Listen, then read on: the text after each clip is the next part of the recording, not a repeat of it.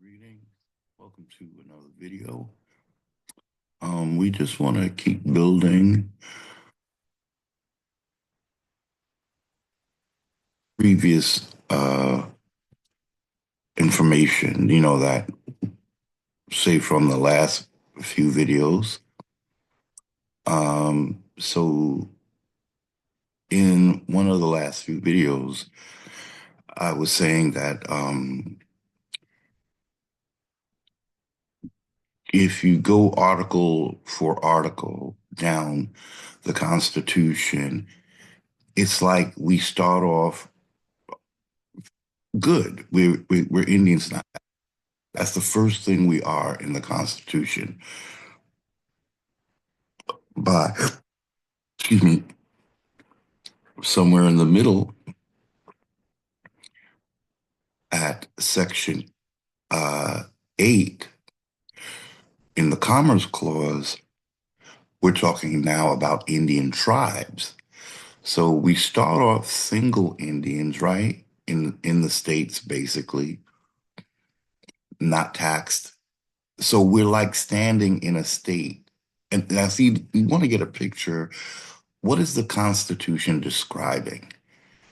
They're describing a single Indian, perhaps a single Indian family, surrounded by United States citizens who are all getting driver's licenses, they're getting federal IDs, they have social security cards, all the little tags that United States citizens get. The Indian family is there and they have to live among these people, and everyone around them has all the little federal tags, right? Except for the Indian family. What do you think is going to end up happening? It's family. Now, if we consider how racial profiling goes, they'll probably always get stopped by the cops and asked for their ID. Now, the cops might have an idea that these are Indians, right? But what if they act like, well, I'm just doing my job here in citizen land, the state here, and I have to make sure everyone in the state has all, their federal credentials. So you can imagine this family perhaps dealing with getting pulled over by the cops because the cops could act like, well, you're here in a state, right? So you got to have all your state credentials, right? So maybe the family after a while says, you know what? Let's just get this. Let's just do the United States citizen thing. I'm getting tired of, everywhere we go, we're asked for these. You go to the bank, how do you bank? Without a social security card, or the state nationals talked about ways to do that, but here's my golden rule now with state nationals. My golden rule is, first of all, I'm an American Indian, so I shouldn't be a state national. And second of all of that stuff is extremely complicated. Indians know what I'm talking about. If you've even tried to operate private, it's all very complicated. And I believe it's because it's really supposed to discourage you. I really think things that they hope you don't do or will not do just make it really complicated. And people just say, oh gosh, I don't have time to do all this extra uh, finagling. Like it's just so much easier to allow this federal government to, lay down, just let them F me over. It's just so much easier. And that's what they would like. So my golden rule now is, as a sovereign, this is where I'm operating now. Just to break it down, this is where I'm moving to. These are the moves I'm trying to get used to making, and that is I don't have any laws that apply to me. As a sovereign, my tribe was broken up with the Dawes Act. So we have the government purposely and intentionally trying to leave me hanging out there and so I could fall into its system. But I'm saying no, I don't have to. I'm going to start to say no. I don't have to fall into your system. I have a standing, and you're trying to discourage me from taking that stand. Now, again, we going back to so the idea is more and more. Nothing is going to be too complicated for me because I'm not going to make it complicated. You see what I'm saying? As a sovereign, I have to begin to carve out my laws. Yes, yes. I have to. All I have to do is communicate to this state federal system because you don't have any laws that apply to me. I'm telling you what my laws are. Now you're going to get mad at me, and I'm going to say, "Well, what? Why did you pass the Dawes Act? You dissolved my tribes. Did you want me to just fall into your system? Okay, so that's a crime. It's pirating. You pirated me. You're doing all you can to leave me stranded, but I'm not going to be stranded. As we saw in the last case, it said something about it was the Cherokee Nation case that they're going to assume that they can treat you like a citizen unless you expressed in words is what the term we saw. So you know what? I'm going to express in words what my law is. Now, not too happy to say that as soon as I told y'all that I still haven't heard from the Department of Environmental Protection or the Department of Finance. Soon as I finish doing my video, I go to check my mail, and boom, the Department of Environmental Protection is still trying me. So they sent something in the mail. Now, mind you, I just sent them a package telling them stop taxing me, right? You would think they would send something a little different than just another bill. It's like, wait, what you would think they would say something like, "We received your mailing. We have called the police. We've alerted the federal government." Nope, they're just going to send me another bill like as if I didn't send it. So you know what? I'm going to send them another package. And you know why I want to? Because I've updated it. Remember, I told you guys I had to change some things and I wanted to make it clear. See what I did. This is what happened, if you could follow me. In my first letter, my first notice to both tax, I said that the three foundational cases refer to Native Americans. Now, I should have been a little more thorough. I took the attorney's word, but the attorney, he was speaking in generals.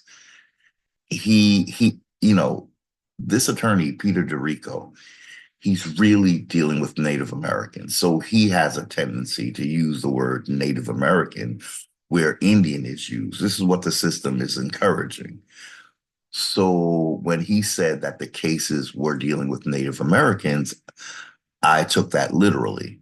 But when I looked at the cases, yeah, I should have looked right. These are 80 freaking page cases, So you want to be you want to be able to, take the advice of the expert. And I could take his advice.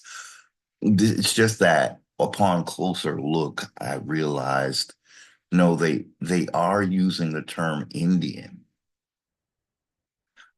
Uh, but it still holds true that the cases have been voided with the Pope denouncing or repudiating the doctrine of discovery.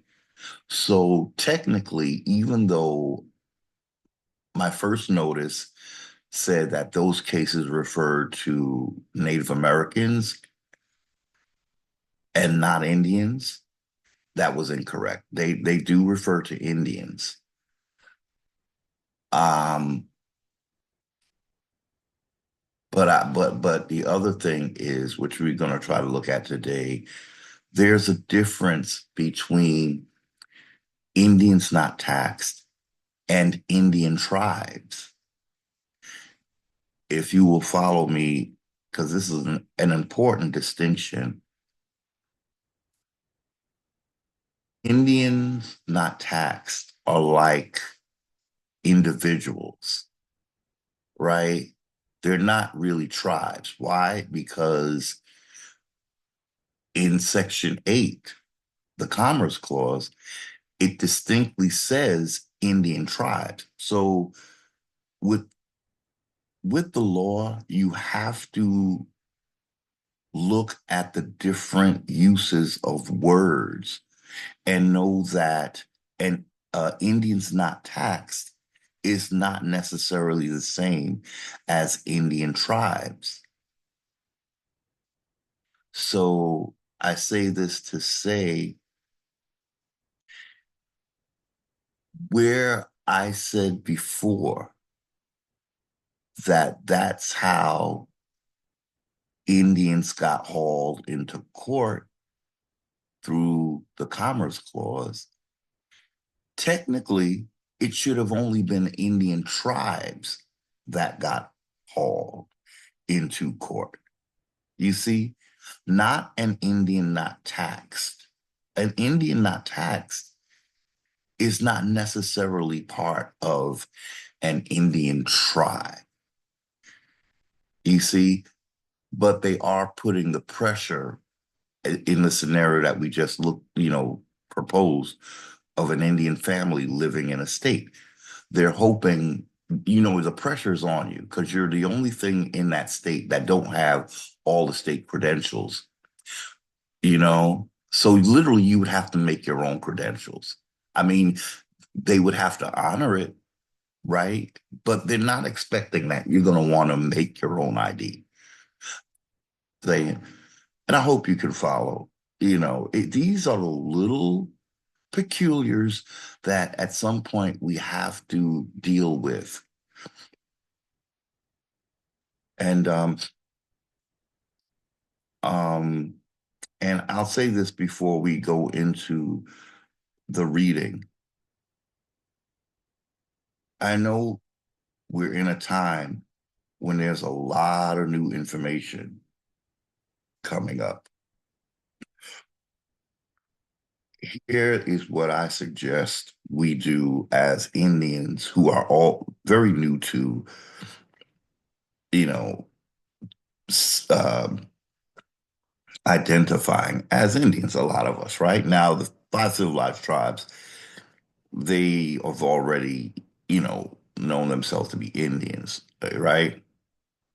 But a lot of us, we are like, we just, I want to almost say it's like we're Dane Calloway inspired Indians because he was one of the first to have a major article out.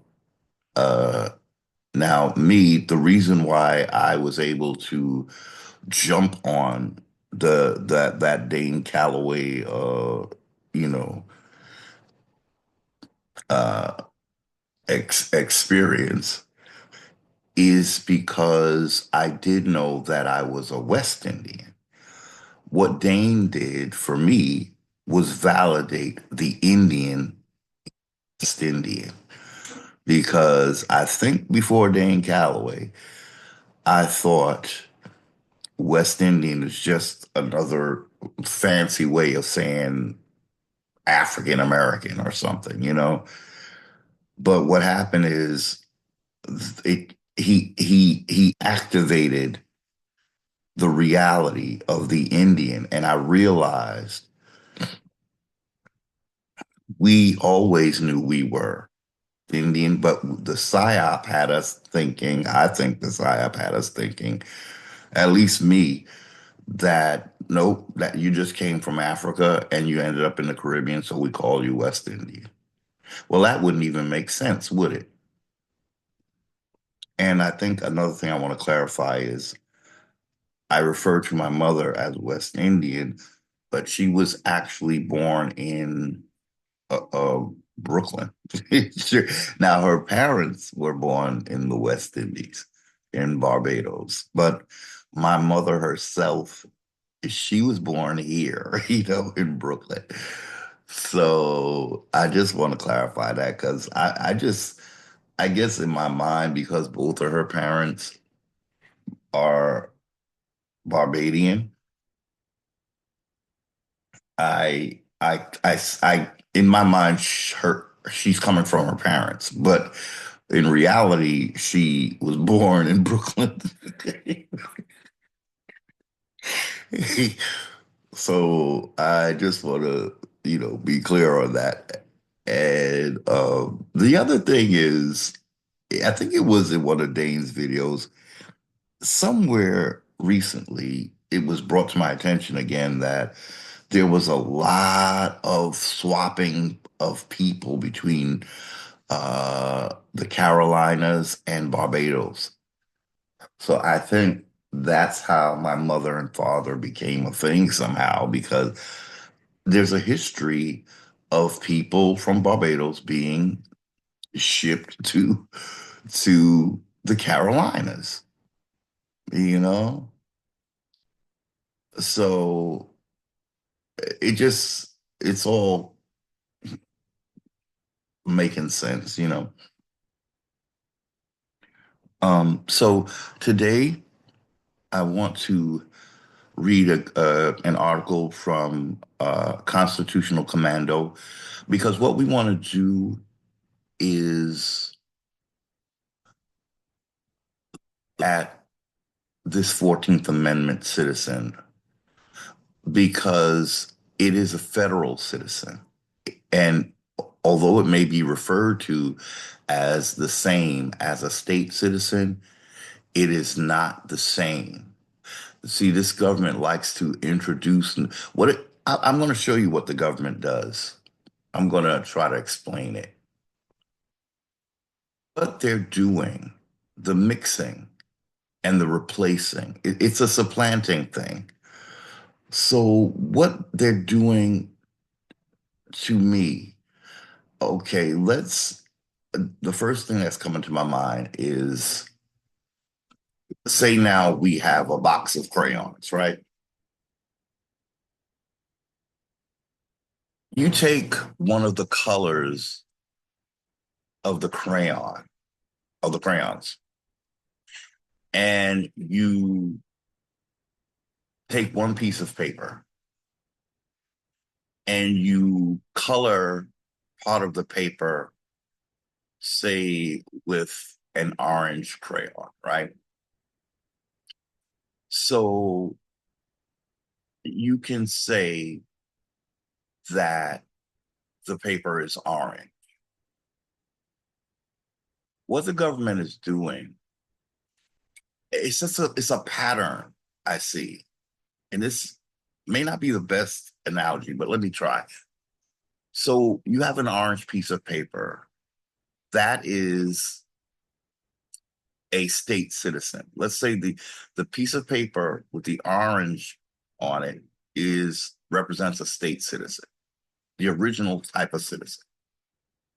The government goes back into the crayon box and now it pulls out a blue crayon, and right next to the orange on that same piece, or let's just say on the flip side of that paper, they turn the paper over and they color the page with the blue crayon. That's the federal citizen, right? So you turn the page uh, on one side and you have the state citizen, and you turn the page on the other side, you have the federal citizen. In our minds, we're thinking they're one and the same because it's on the same page. And you can now refer to that thing as a state citizen or a US citizen, which is a federal citizen.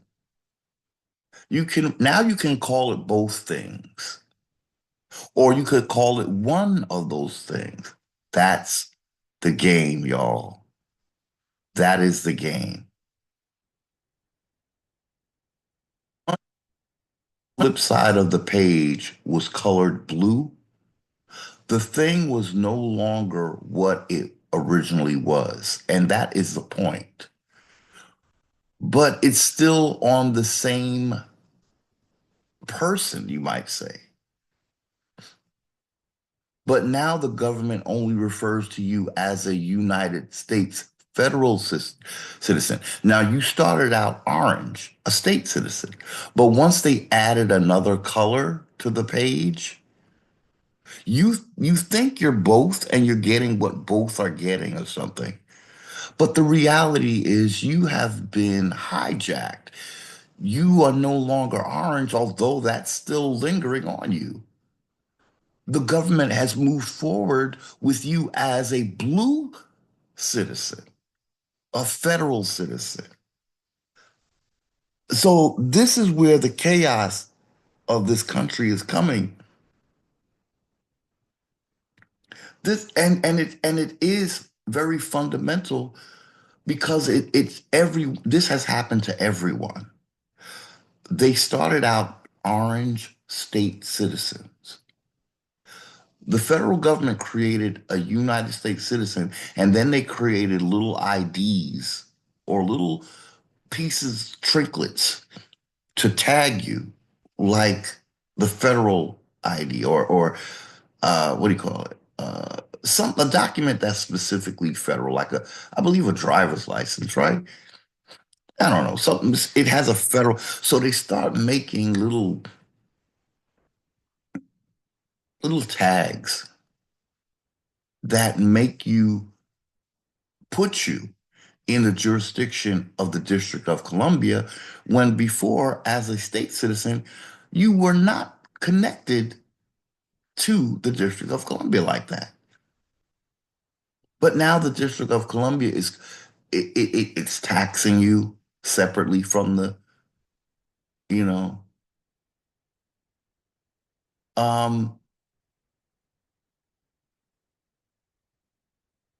now I'm not sure how the taxing would have worked, but I do know that once you were a 14th Amendment citizen, you couldn't question the national debt. So let's look at this article and see if this article is addressing that. So I'm going to share my screen. Once again, this article is from, as you will see, Constitutional Commando right here. And this article is called 14th Amendment Slavery. It's a real thing, y'all.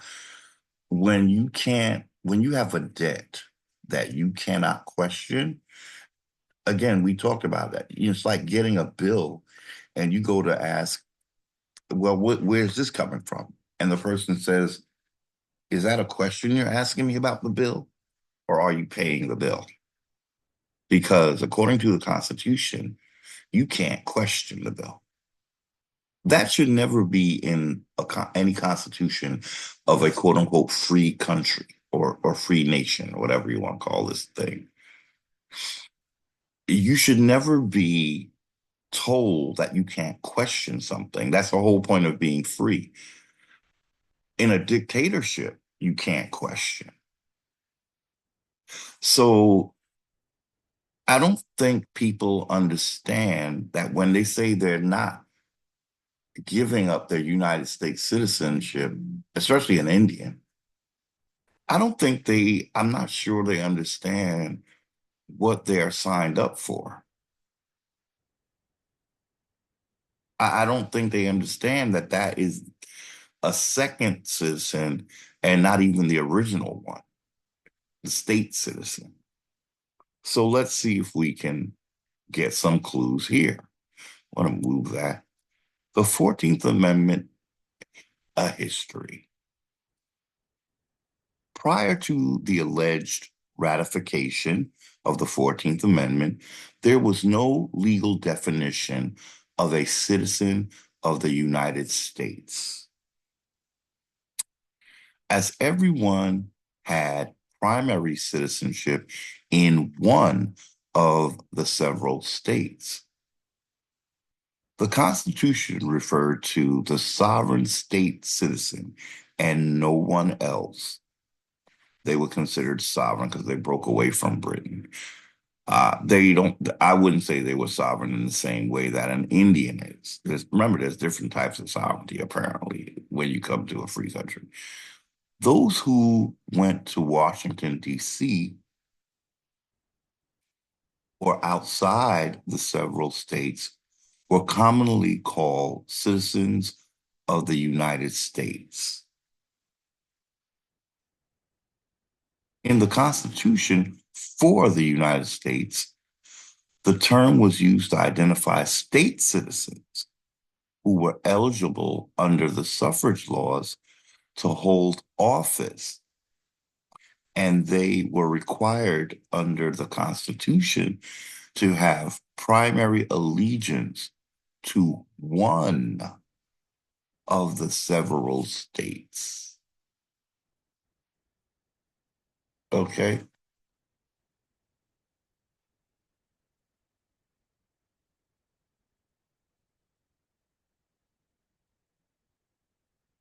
Since the term was not specifically defined, here we go with something not being defined, like Commerce Clause.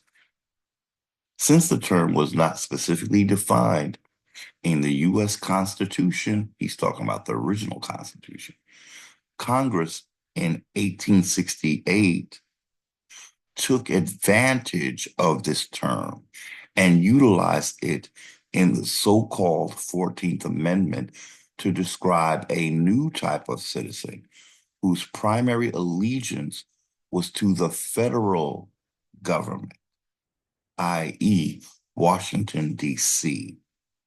You see, they just introduced the blue crayon here. People think that, I'm still orange, I just got a little blue on my back. That don't mean I'm still a state citizen. And it's the same thing as a federal citizen. No, it's not. You have a new allegiance to DC, to one of the several states of the Union. This is what Indians are not getting, I don't think. This is also proof to me that we did not design this system, because we would have been able to know that this shouldn't have happened. First of all, we weren't supposed to be in the system. See, that's the other thing.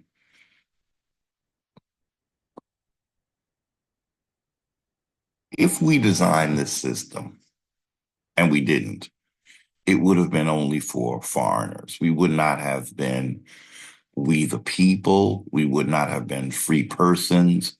We were just Indians, not taxed. And we were supposed to be in some kind of commerce with the states. Okay. So the Moors designed this constitution after influencing the Iroquois Confederacy. Um, okay, so thus, using the term as used in the US Constitution to mislead and confuse the people as to the true intent and meaning of the Constitution. Okay, so we were misled by who? Congress in 1868 took advantage of this term and utilized it in the so-called 14th Amendment to describe a new type of citizen whose primary allegiance was to the federal government, i.e., Washington, D.C., and not to one of the several states of the Union. using the term as used in the U.S. Constitution to mislead and confuse the people as to the true intent and meaning of the Constitution. Many people have mistaken the citizen as denominated in the 14th Amendment to mean the same one in the original Constitution. I'm sorry, let's read that. Many people have mistaken the citizen as denominated in the 14th Amendment to mean the same one in the original Constitution. This is an error. The citizen of the United States, as used in the Constitution, is not the same as the citizen of the United States, used after the 14th Amendment. Let's read that again. The citizen of the United States, as used in the Constitution, is not the same as a citizen of the United States used after the 14th Amendment. So they slip something in. You think it's the same as what the old thing was, and it's not. So all the elected officials are not sitting in the office constitutionally. They are merely imposters created by the 14th Amendment. Oh boy. All the elected officials are not sitting in the office constitutionally. They are merely imposters created by the 14th Amendment. The current president is a United States citizen or U.S. citizen, and therefore not the citizen of the United States defined in the Constitution for the United States. He's talking about the original Constitution. Neither the federal senators nor any congressmen are seated constitutionally. So, what he's saying is each of those persons were supposed to come, like representing one of the states.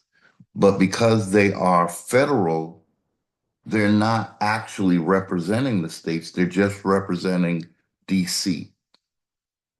You see? Because of the type of citizen they are. Everyone is basically a federal citizen now. I think the ones that work in Congress are getting some kind of special treatment, whereas those of us that are actually just average Joe in each of the states, they know that we are the ones that are responsible for that national debt. They don't have to pay that, but we have to pay that. So that's, I think, one of the differences. So their job is to make it sky high so that the country is we're always in perpetual debt. And so they can have somebody buy our debt and buy us, because you all still owe me. So I get to use you for free because you owe me. You know how the whole debt thing works, basically. Sitting back selling your debts, getting paid off that crap and all of this. And then the people that buy the debt basically own you for a time or whatever. Um, and they can collect from you. That's how it is with the debts. It's just the same way with the government. So we owe somebody and they get someone else to pay them. And now we owe the person that bought the debt. Meanwhile, none of this has any contract. There's no contracts in this. So technically, I had a friend who actually, it's a friend I talk about, Brenda, who worked in this kind of thing. And she learned that if you don't have a contract, you don't have to pay the person that bought the debt because you don't have a contract with them. You got a contract with uh, the person you do owe the money to, but they sold it and they got paid. But now this Tom, Dick, or Harry shows up thinking that you got to pay him now. Meanwhile, you had no idea that the thing was even sold, or somehow they got you to sign. And but that was a one of those things where,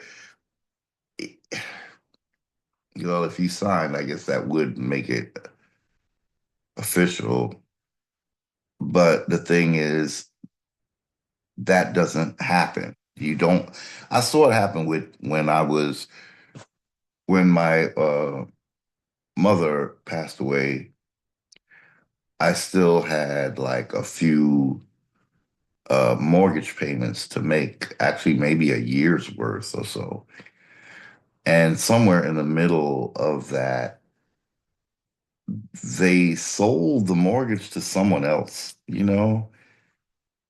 And so I never got anything to sign. It's just, oh, now send your payments over here. So somehow what must have happened is they got some kind of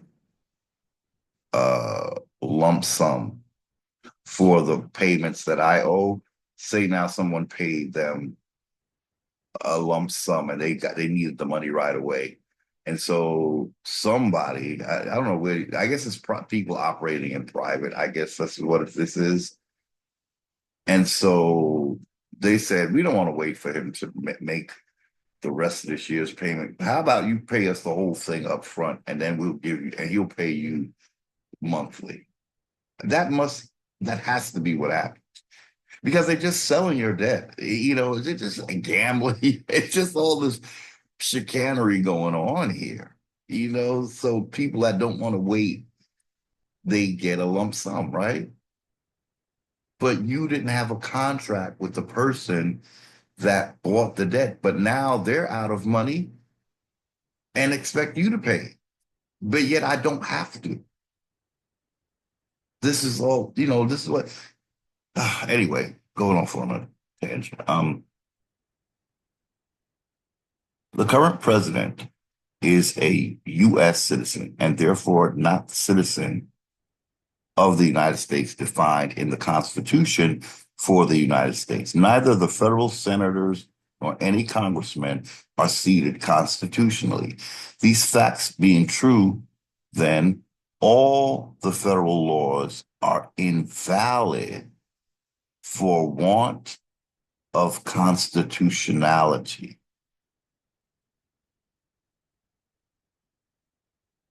Okay?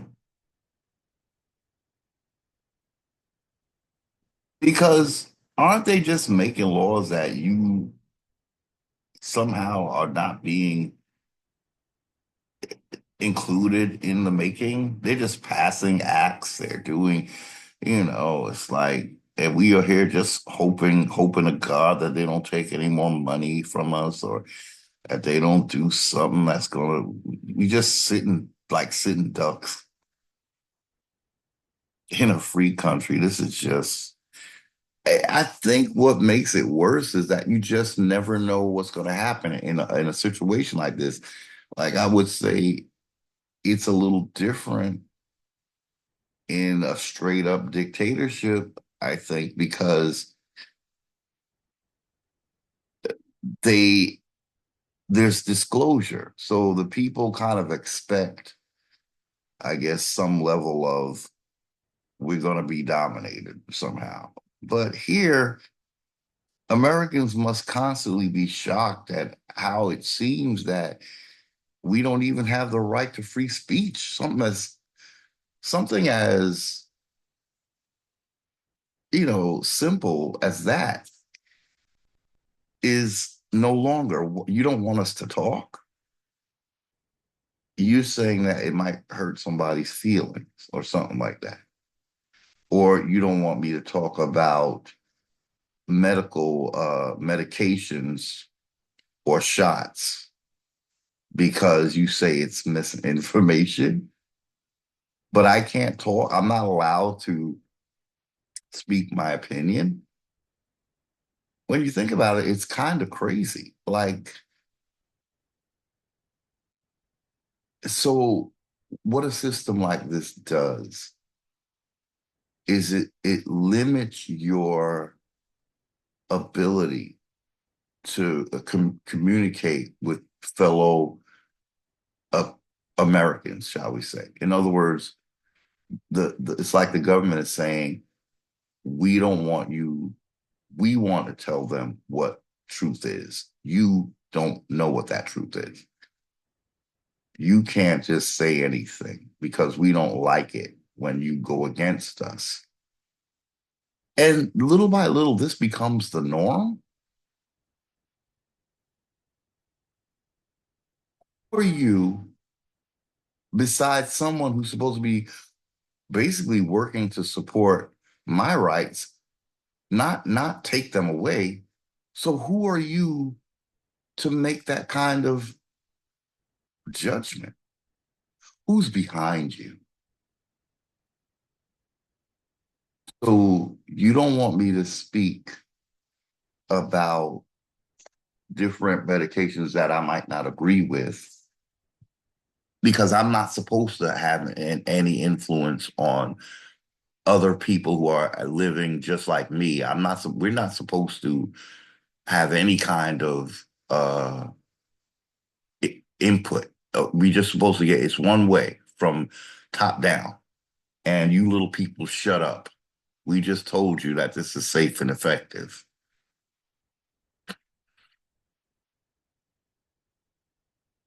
I mean, we're just ripe for genocide, y'all. When that with a dynamic like that, it's just ripe for we're just ripe for genocide. But anyway, the 14th Amendment creates and defines citizenship of the United States. So now the 14th Amendment comes along later and defines citizenship. Now he said it was the first one wasn't defined because everybody knew, but Congress comes and they change what you knew. The 14th Amendment creates and defines citizenship of the United States.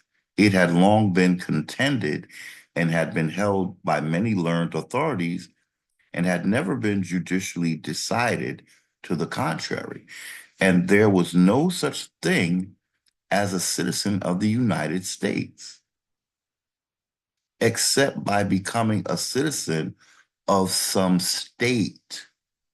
So that's why they didn't feel that they had to define it at the, you're not looking for your government to go against what you understood and when you originally got together, right? You're not thinking that they're going to go outside, and they have the same understanding, but they don't. Why? Because they have nobility behind them, y'all.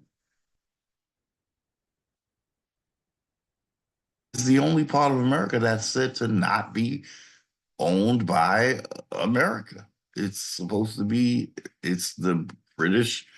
That's a British territory, y'all. So all they need is a little territory that starts making the rules for all the states. Now, again, we talked about this. This does not really exist in Africa or Europe, right? Why? Because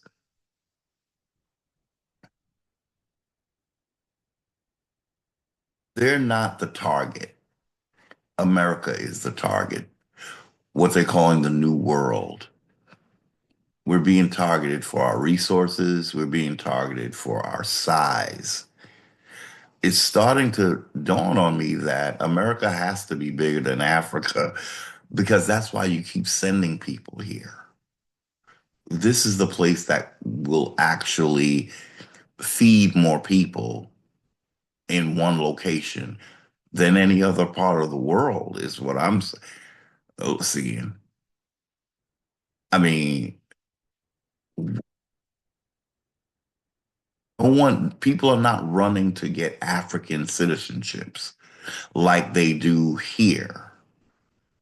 You don't see people getting on boats, risking their lives in the ocean to get to Africa. Why is that, y'all? Because Africa doesn't have this thing where they're giving away some freedom package, right? They ain't giving you nothing. In America, we're being presented that freedom is almost like yeah, it's a freedom package. Like we have this present here for everybody who comes. No other country presents themselves like that. And again, we got to wonder, well, that seeming to say that every other place has some kind of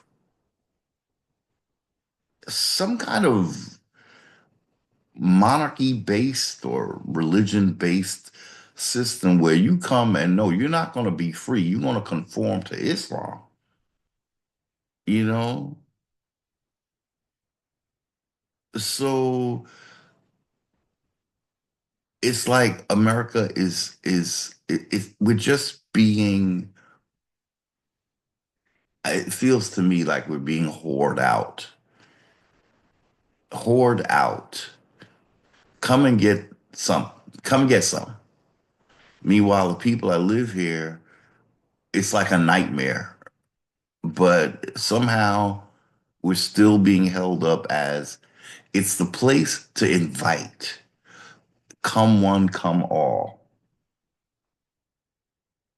But what they're basically doing is becoming subject to a nobility, a hidden nobility,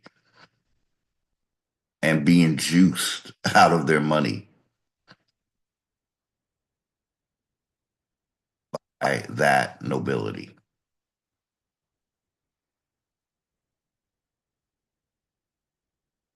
14th Amendment creates and defines citizenship of the United States. Now, isn't it interesting that in 1868, when this 14th Amendment was created, now you're defining what a citizen is when it wasn't all the years before? So in 1787, you didn't need a definition because it was understood that a single person is coming to one of each of the 13 states, right? So they have to get citizenship for that state. States are pretty big, right? It's not like they're going to walk over to another state and need a citizenship, right? It's like a country. The state is like a country, like in again Africa or Europe. They don't have states; they have countries. Germany is a country in Europe. Um, it's not a state in Europe, but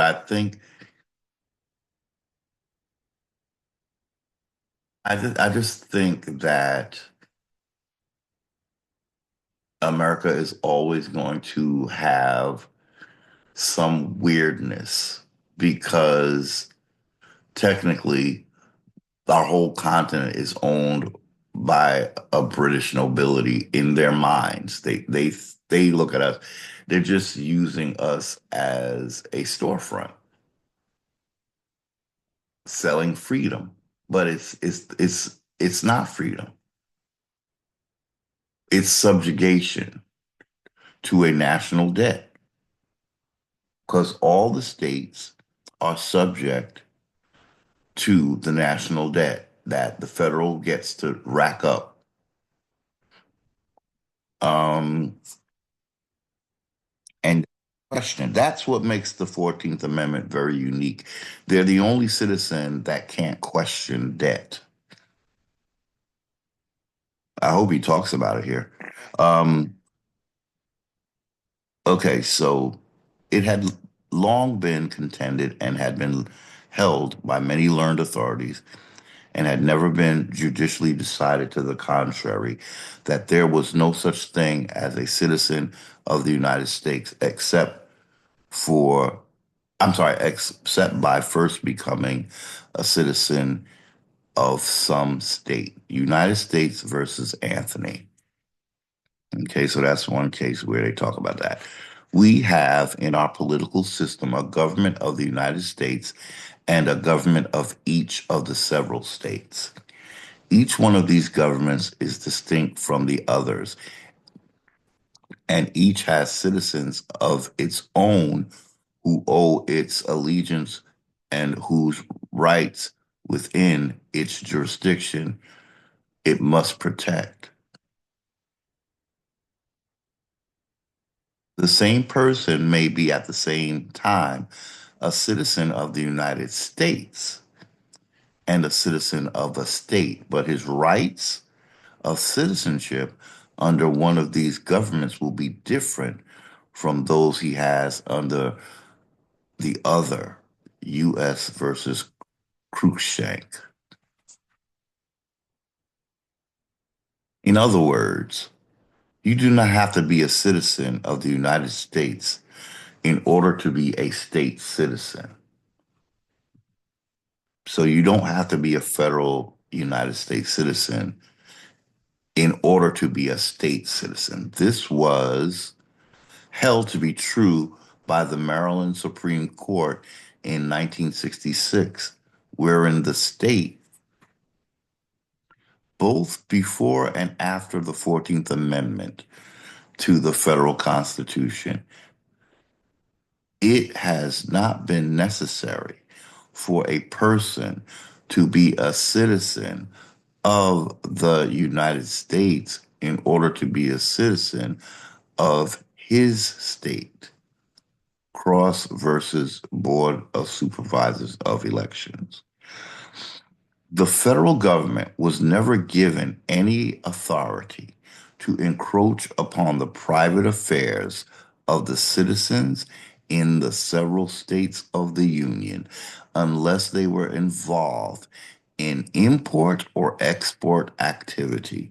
Neither were they given authority to reach a citizen of Germany living in Germany.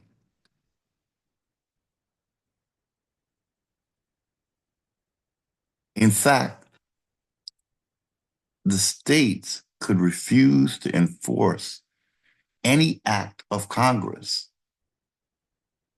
that they felt was outside the intent of the granting of limited powers to the federal government.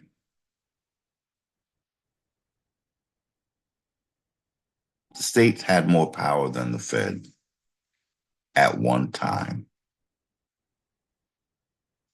That's what I read too, that the state actually had more sovereignty than the federal government.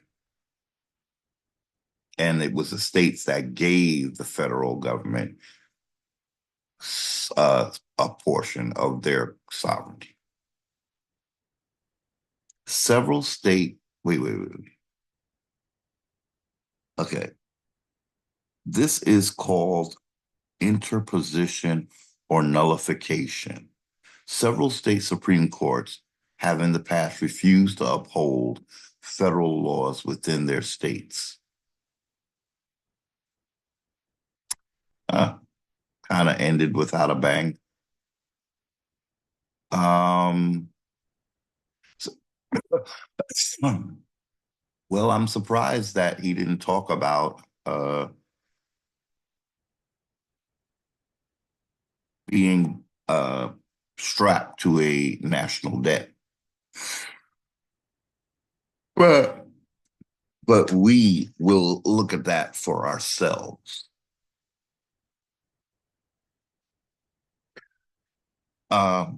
So let's look at the 1790 Constitution.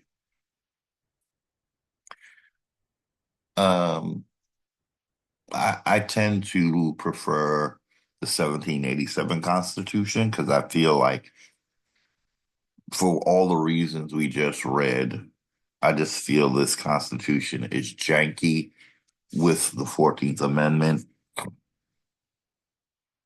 And I just feel in the original one,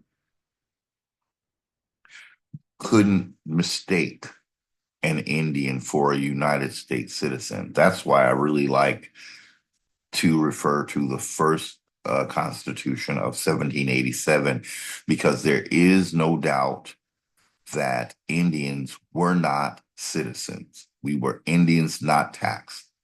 We were not part of the states.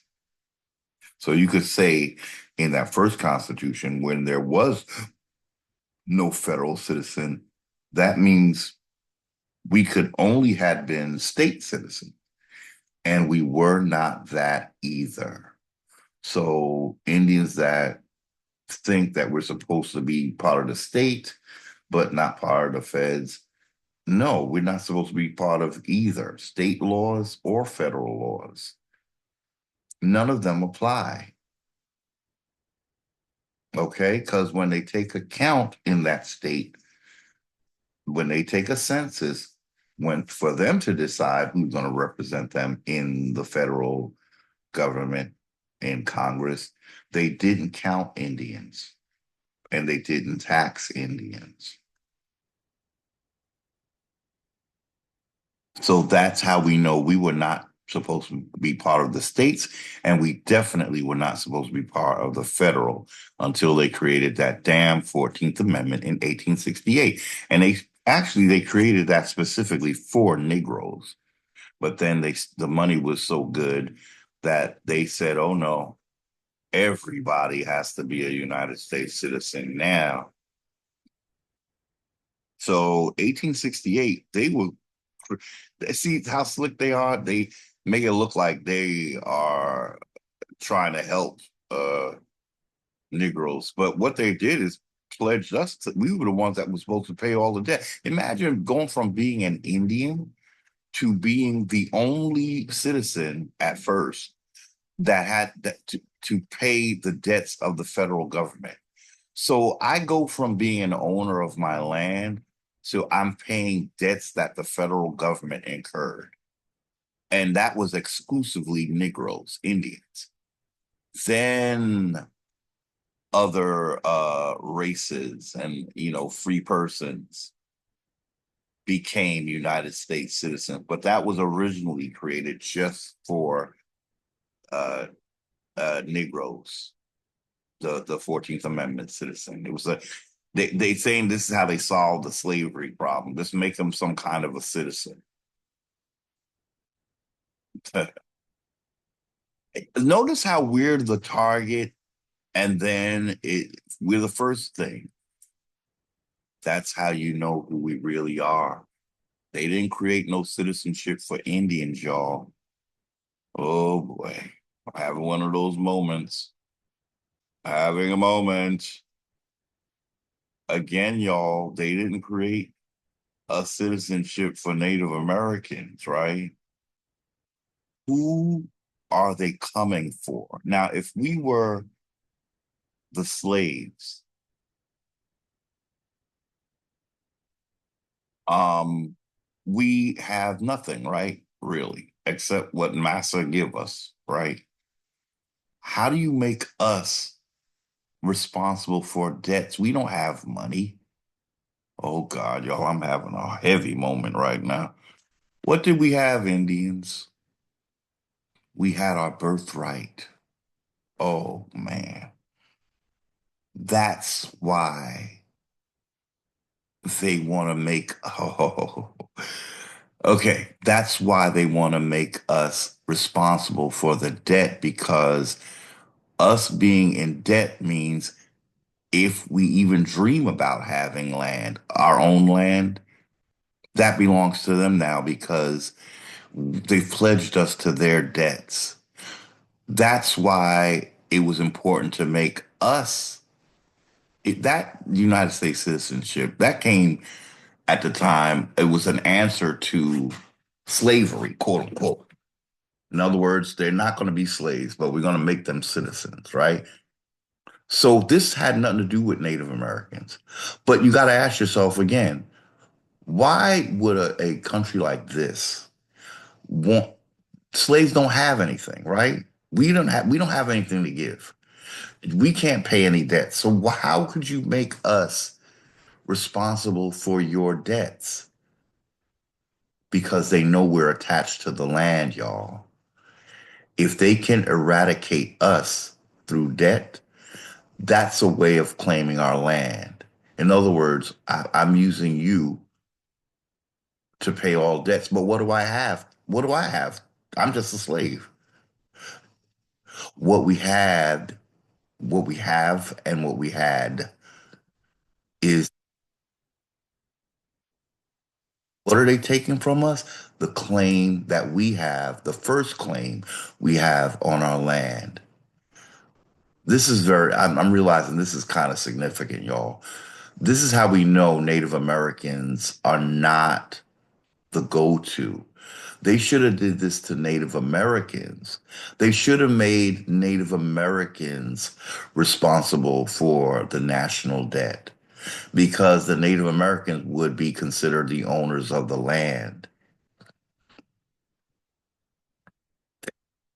Is it? Quote unquote Negroes are owners of this land. It's us, y'all. That 1868 citizen was not created for other another race of people. That was specifically for us. It was the answer to slavery. In other words, we're emancipating them now. They had those emancipation, blah, blah, blah. But really, what they did was, again, made us we can't question the debt. They come to us with a bill, but what did we have? Why would you want to come to the poorest people? We would be like among the poorest people as slaves, right? Because what we have is what our alleged slave owners have, and that's theirs, not ours. We're just property. And if you're trying to get rid of slavery, you can't say that, well, what we meant was we're going to sell you to be somebody else's slave. No, that's not what you meant because you were allegedly getting rid of slavery. What you were going for was our land, the claims that we have on our land as first birthright holders. If you put us in debt, you can somewhat tell yourself that, oh, we can take their land because they owe us the national debt. How does a slave become the one who pays your national debt? I mean, it would have to be a slave trade, not some kind of, you know, in other words, you would have to be pimping us out to other countries. You would for that to make to for us to be how you pay your debts, it would be that you would make us indentures and probably send us out to be slaves in other countries and then get paid that way. And that's how we would pay your debt. But they knew we had that land, y'all. They knew that was our land. Okay. So here is the 1790 Constitution. We just want to go to the 14th Amendment.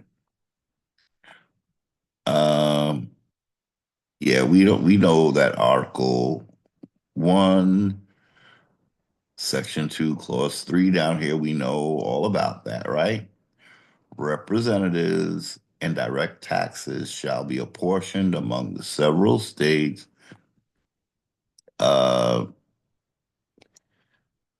according to which may be part of this union, included within this union, according to their respective numbers, which shall be determined by adding to the whole number of free persons, including those bound to service for a term of years, and excluding Indians not taxed. Okay, it's so wonderful to read this with opened eyes, you know. So we don't have representatives and we're not taxed because we're not counted in the census.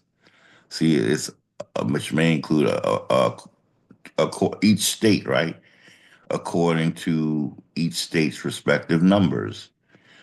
And they're going to count those people by adding the number of free persons, including those bound to service for a term of years. So that's kind of telling you that we weren't slaves. Because they saying this was talking about slaves. I thought it was talking about people that were in the armed services, but I think at this time we didn't have an army going across seas. We too busy fighting right here. Excuse me. I believe, right? Um, so I just realized Indians not taxed were not in, we would have been counted if we were bound to service. If we were slaves, we would have been counted. Boy, this is the gift that keeps on giving, y'all. So those who are going to be taxed are free persons and their slaves, right? Because we read one article that referred to this as slavery, and I thought it was military service. I wonder if they mean civil servant, free persons, including those bound to service for a term of years. See, that's an indenture, right? But who Indians are not going to be that were not that either, according to this, because we're a separate thing. We're not taxed. So they're counting free persons and they're counting indentured servants because we're going to say indenture because it says it's only for a term of years, unless again it's some kind of civil servant. Um, so Indians are not part of any of this. Okay, you just want to remind ourselves. Okay, so now we're going to move on down to section. No, we want to go to. Well, we could just stop here for a minute to realize that Indians not taxed is different from Indian tribes. The different word is a different thing. This is a group of Indians in an organized tribe. Indians not taxed could be single persons, and they're not tribes because they would have said they were tribes. They would have said Indian tribes not taxed. Because what Indian tribes are going to get is a tax exemption because they are in commerce. An Indian tribe is considered to be, whereas up here, you're not really considered as being in commerce, right? These are just freestanding Indians up here. Indians not taxed. So they're not considered as being in tribes because tribes are in commerce. That's the civilized. Let's be clear. They're only talking about federal. They're only talking about federally recognized tribes and incorporated Indians. Well, being incorporated means you're automatically in commerce. You're a for-profit organization, or even if you're a nonprofit, you still gotta make money. Oh, you do some you doing to involving you collecting donations, right? That you can keep basically. That's from my understanding. Because you're like a church, you're tax exempt, right? Like the preacher, he gets. That's why the preacher takes so many donations because he's getting that. The government saying, work your hustle, boo, just as long as we got an agreement, whatever. You give me what I want, and as long as you could convince some people to pay you, you could keep that. I believe that's how it works, y'all. You know, I'm not really interested in none of this, so I'm not. saying I know this for a fact, but I'm saying I believe I heard that they can keep those donations, you know, because they're not for considered, like is a 501(c)(3) like a not for profit, I believe. It's like a church, and churches are tax exempt, generally, is from what I understand. Okay. So Indians not taxed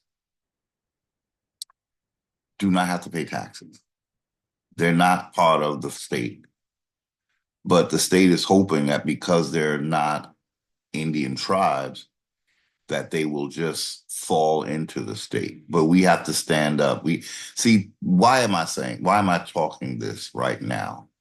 Because in my last video, no, the one before the last, I think I was beginning to think that Indians not taxed are also in commerce. And so we would get caught. Got a little worried because I realized, well, maybe that's how Indians not taxed get hauled into court. But I'm realizing, no, Indians not taxed are not in commerce. Only Indian tribes, the federal ones, are said to be in commerce, as we read, because, excuse me,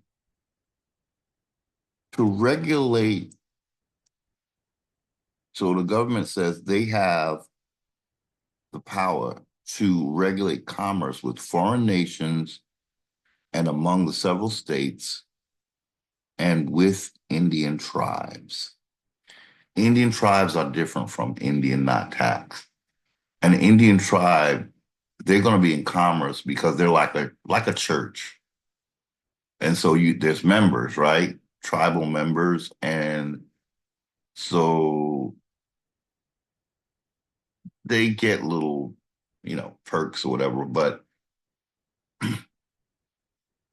the fact is, if the Constitution is not calling them Indians not taxed, then it's not Indians not taxed, it's Indian tribes. And they know that they're only dealing with federal tribes. So let's try to walk this. A federal tribe is already in commerce by virtue of being federal, right? Because they belong to the feds, like a federal United States citizen belong, not no longer to the state, but to the federal. So we say all this to say automatically a tribe is going to be seen as being in commerce if they're federal.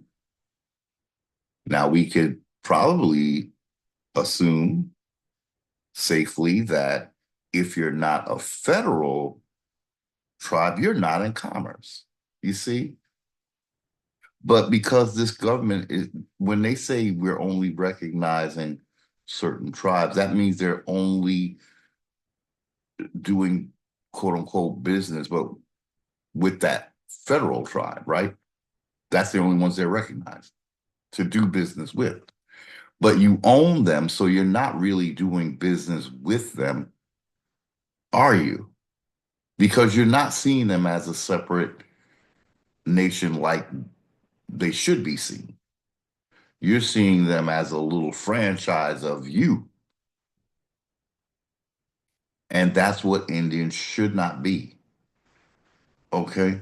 So let's now go to I just want to make that distinction because what it made me see was that we're still not to be pulled into their courts as an Indian not taxed, only if we're an Indian tribe, and we would have to be a federal tribe.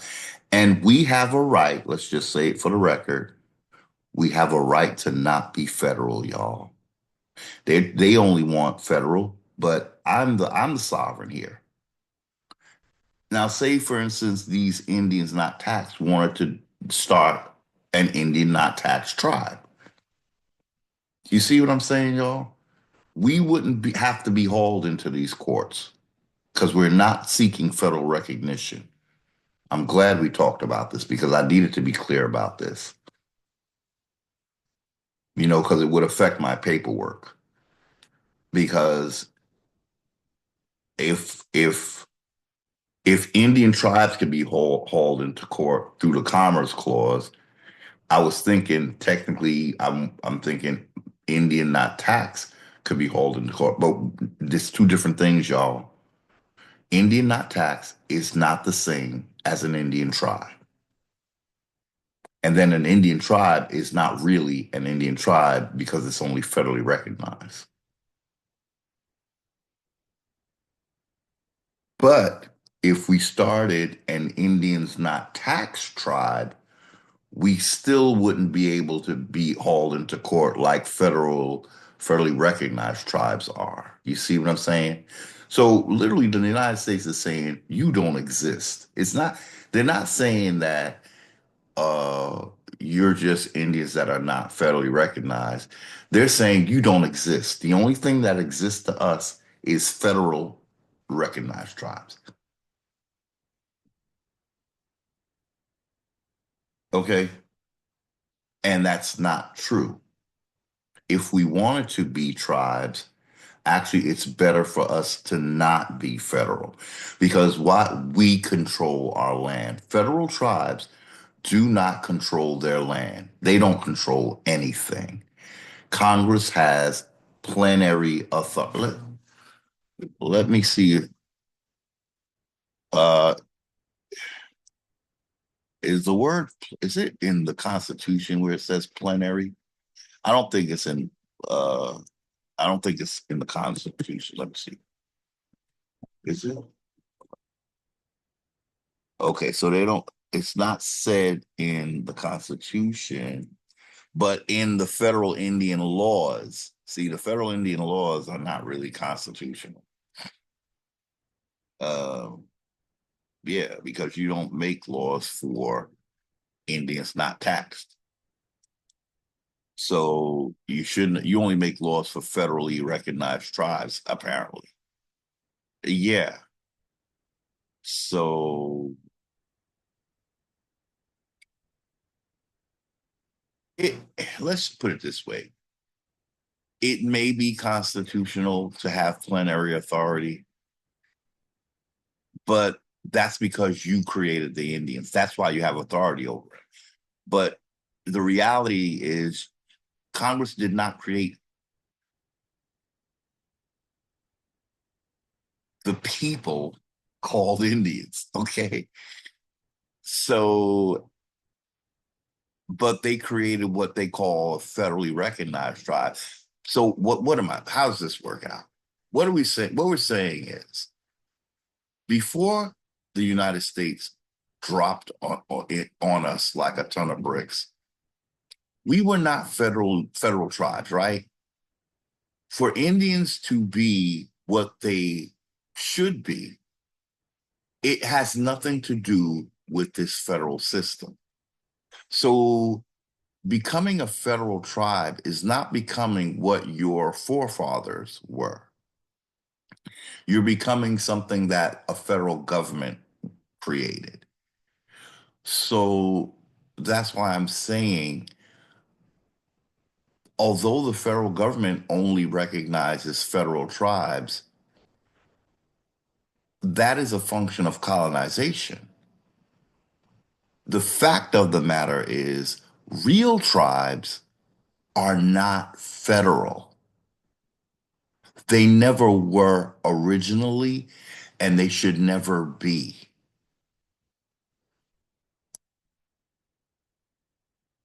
Okay, so let's just go to the 14th Amendment and just see where they are um, tying you to a national debt. Where's the 14th Amendment? Oh, it's down here, right? Is it? This is the Bill of Rights, y'all. And yeah, there's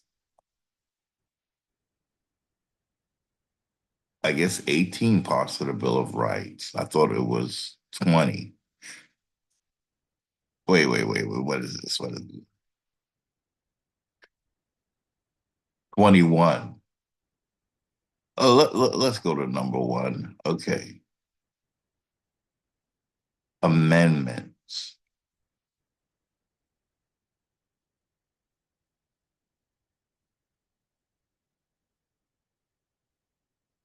See, to the United States. They're talking about oh God, I hate when they're talking about DC to the United States. Yeah, whatever. Let's see. This is not the 14th.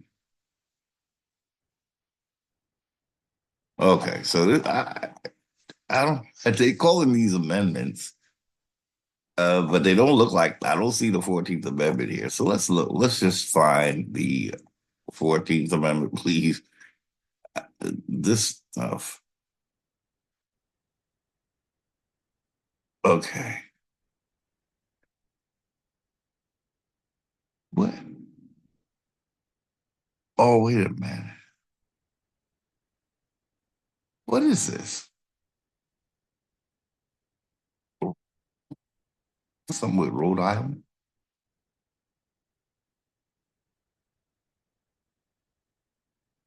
Like this is somehow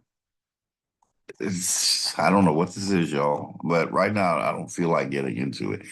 But it looks specifically Rhode Island for some reason. I'm trying to get to the 14th Amendment. Where is the 14th Amendment? Okay.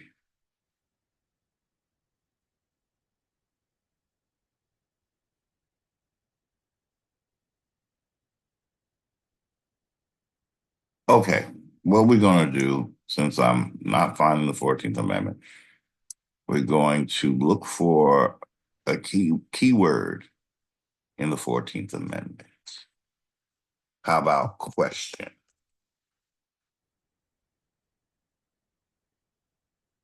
Okay, so there's one.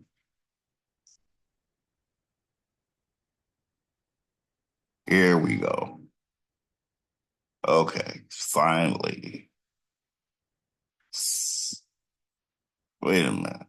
Wait a minute. That's not it. No, it's not.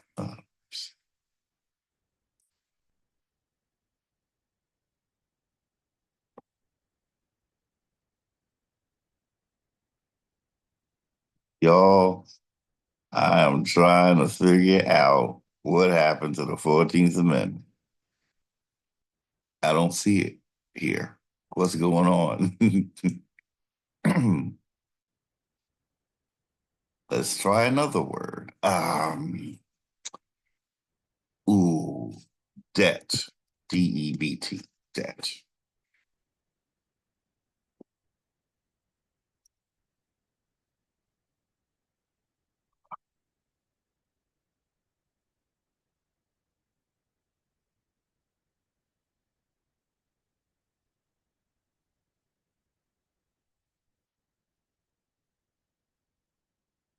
Okay, this is interesting. Somehow, it seems like the 14th Amendment is not here.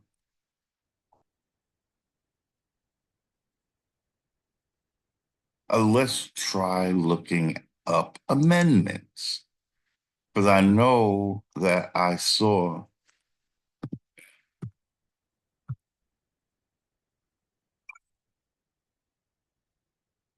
Okay, amend, amend.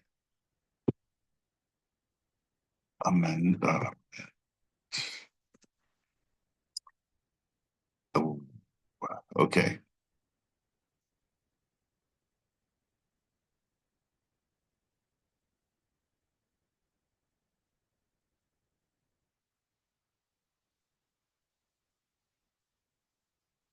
amendments. Okay, so you showing me amendments here. What?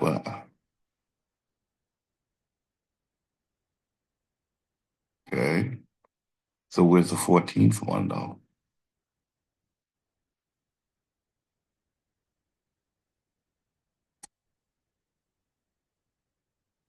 Okay. Okay, no. Let's go. What we might do is just look up the 14th Amendment. I don't know why I don't see it here.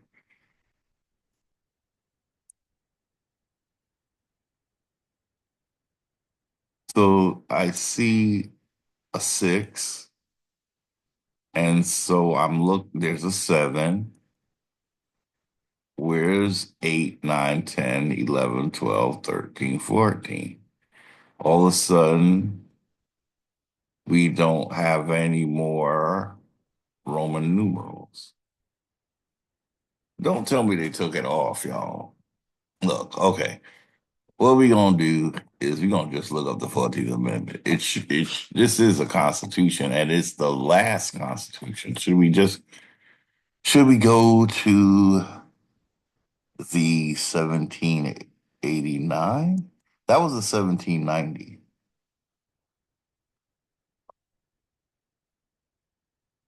I'm just trying to figure out. Okay, here.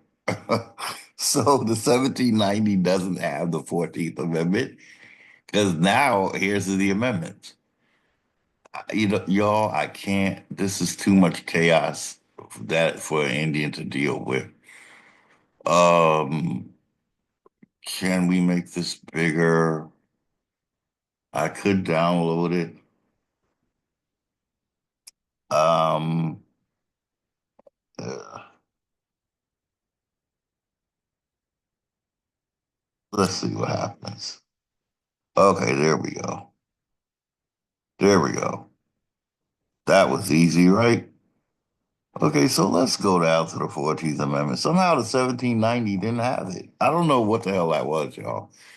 But apparently it's see, we got three completely different constitutions here, y'all. Okay, so let's just go down to the 14th because now we done wasted a lot of time. And all we want to see is that we are 14th Amendment citizens are bound to a national debt. And they just stick that in there and no one, now I gotta get my Roman numerals on. Okay. Oh, these are we part of the additional amendments. Okay, so I believe we're here, right here. I wish they just use regular numbers, yo. Okay, 14th Amendment, Section 3. Okay, so it's 14th Amendment, Section 4. The validity of the public debt of the United States authorized by law, including debts incurred for payment of pensions and bounties. Don't even pay that no mind, y'all. The point is, they trying to nice it up. Like, we did just for pensions and for bounties and for terrorist suppressing insurrection and blah, blah, blah. You know, you're going to use that for whatever the hell you want to use it for. Come on now. Including. See, they say including.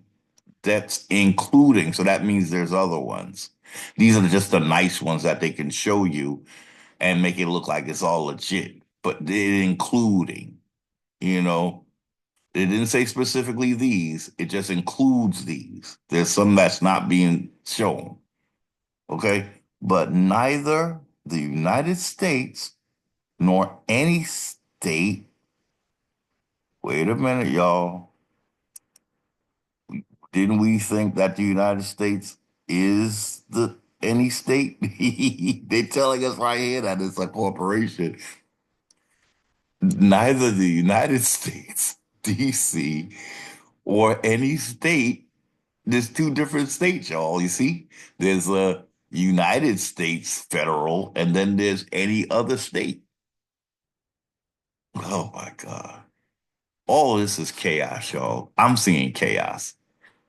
I feel like this whole thing is worded in a way where just Indian not tax clause alone, it sounds really crazy because it could have been worded it much more simply. It could have been worded much more uh, where you can comprehend it better, you know? Like they could have said, uh, free persons, all free persons in each state, including those uh, in service to them, are to be taxed. Uh, and Indians are not to be taxed. Or something just very basic, you know. Indians are not counted in the census to be taxed. Indians do not have federal, you know, representatives in Congress. Something just where you can understand it immediately. And because it's like the way they wrote it, they just get a bunch of people to interpret it all different kinds of ways. So you don't really get to say simply Indians are not supposed to be taxed or counted or represented in this system. It could have been said much more clearly and concisely, but the way it reads is very backwards, you know. Um, Neither the United States nor any state shall assume or pay any debt or obligation incurred. Wait, is this it? We just we skipped it, y'all. Okay, we skipped it because I got lost in these little examples again.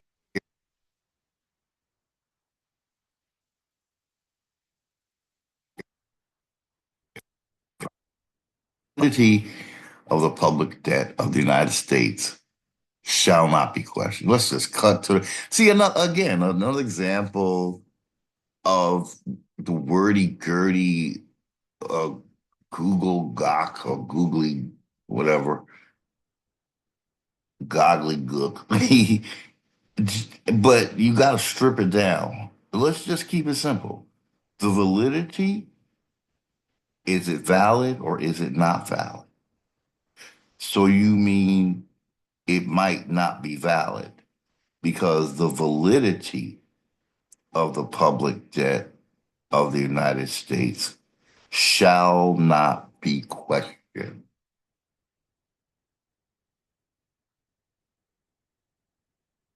So what does that mean, y'all? A United States, this is the 14th Amendment. So for 14th Amendment citizens, here it is. All persons, this is the 14th Amendment, all persons born or naturalized in the United States and subject to the jurisdiction thereof are citizens of the United States. Oh, Lord have mercy. And see, uh, well, they claim that Trump is going to change that. But the fact is, it's two different entities.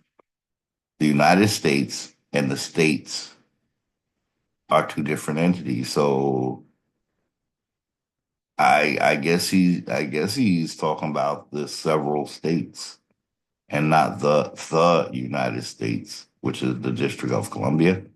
We'll see. He said things that he didn't do before, right? And it sounds all good before you're in the office, and then when you get in there, Congress do what Congress do, right? Because they're the ones that control the Indians. So if they controlling the people that are allowing them to control them, they feel like these Indians are in our pocket, the federal ones. That's why we need some new uncivilized Indians, y'all. We have a right to be uncivilized. Big news flash. Just because your colonizer says you must be civilized, don't mean that that's the truth. And especially since the doctrine of discovery has been repudiated. Okay, so the 14th Amendment citizen, it is the 14th Amendment that defined this new citizen, right? So this new citizen, the validity of the public debt he shall not question. These are all sections of the 14th Amendment. So everything here applies to United States citizen. This, yeah, yeah, all of this applies.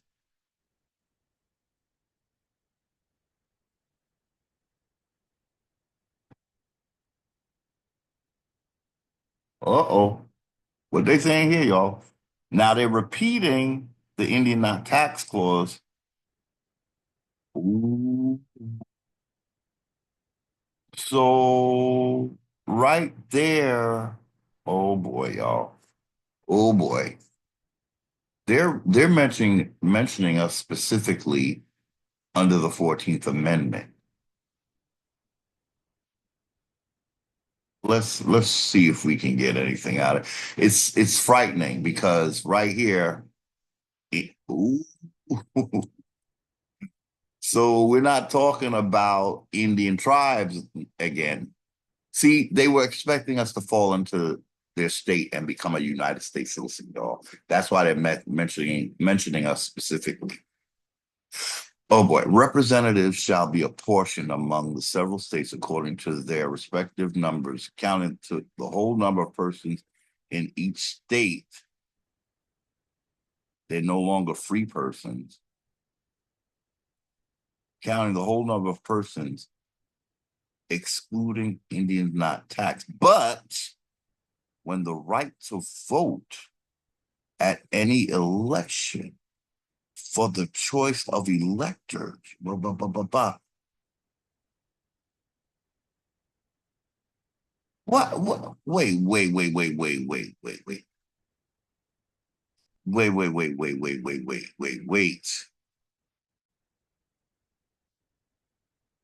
Let's try to get into this, y'all. So there's a new 14th Amendment citizen, and all of a sudden they bringing up Indians not taxed in the second section of this new uh information about a United States citizen that shall not quit. So then Indians, oh God, let me see. Representatives shall be apportioned among the several states according to their respective numbers, counting the whole number of persons in each state, excluding Indians not taxed. But when the right to vote at any election for the choice of electors for president and vice president of the United States, representatives in Congress, the executive and judicial office of state, or members of the legislature thereof, is denied to any of the male inhabitants of such state being 21 years of age and citizens of the United States or in any way abridged except for participation in rebellion or other crime. The basis of representation therein shall be reduced in the proportion which the number of such male citizens shall bear to the whole number of male sit. Wait, goddamn, y'all. See, this is wrong. I'm telling you, Indians didn't create this, y'all. We did not. Iroquois, they didn't even know how to write. So I know for damn sure they didn't say anything like this. They, you know, they didn't write it.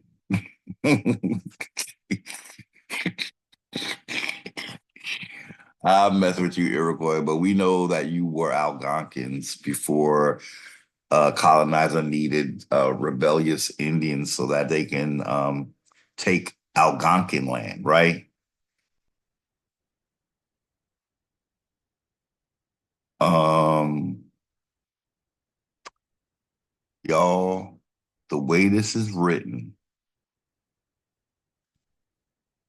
it is meant to scramble up your brain, y'all. But what I'm seeing here is somehow this is directly speaking of male Indians.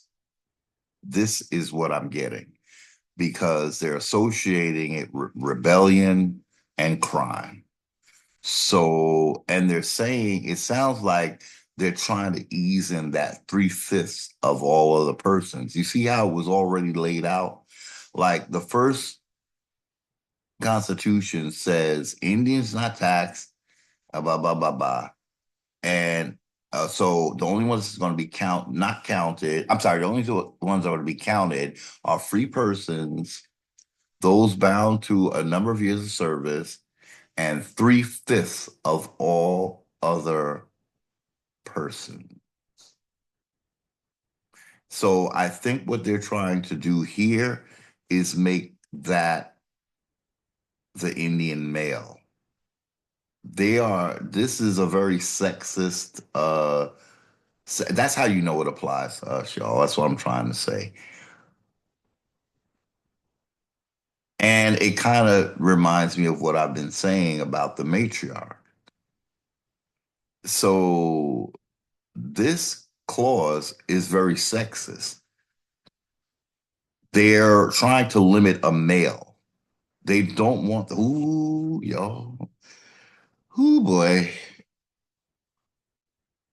It's just, uh, so Indians are not taxed, right? But when they start voting, this is also what I'm getting. Then you're up for taxation. Now they're not saying it explicitly,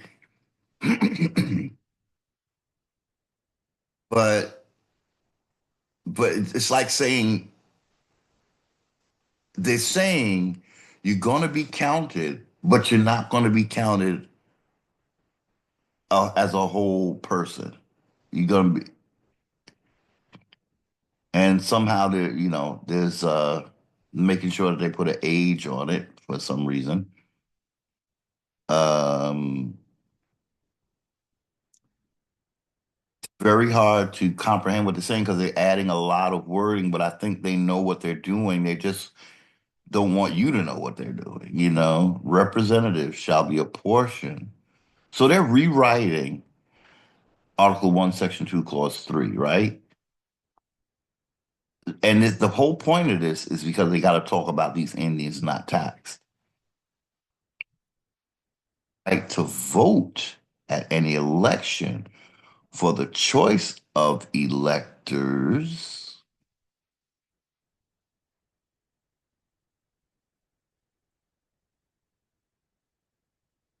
Well, let's try to break it down. How about we try to read it in different ways? But when the right to vote, so something is going to change with the right to vote. And I believe it's your Indian not tax standing. You're going to be taxed and you're going to be counted. So your vote is going to see they use their paperwork like multi-purpose.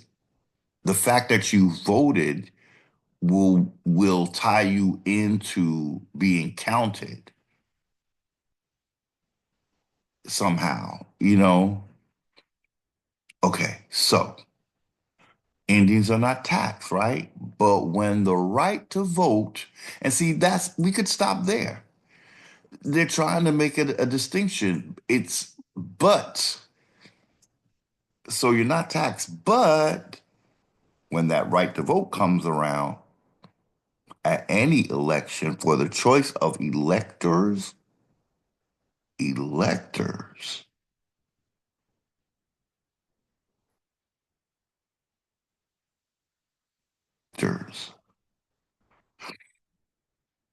vice president of the United States. So it sounds like you're not voting for the president, you're voting for the electors. uh, for the choice of electors for president and vice president.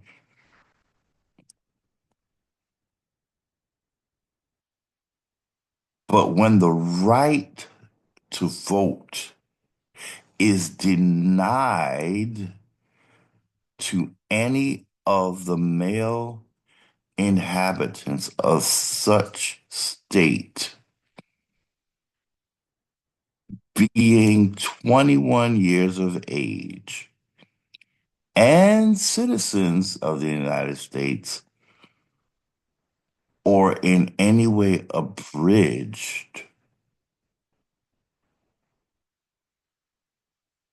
except for participation in rebellion or other crime, the basis of representation therein shall be reduced in the proportion which the number of male citizens shall bear to the whole number of male citizens.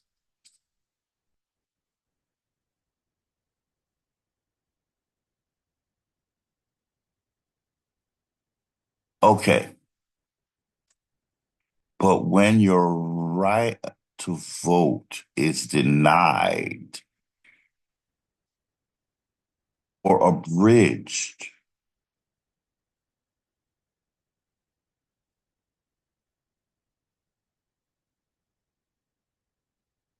the basis of representation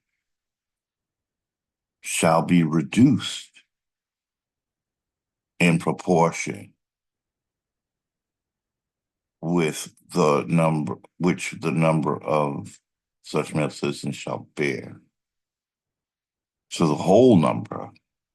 They're trying to say you're going to be three-fifths. This is what I'm getting, unless I, because this crap, y'all, it's making me see why I would never want to be, and I'm not, as an Indian not taxed, I'm not. I'm supposed to have my own government, right?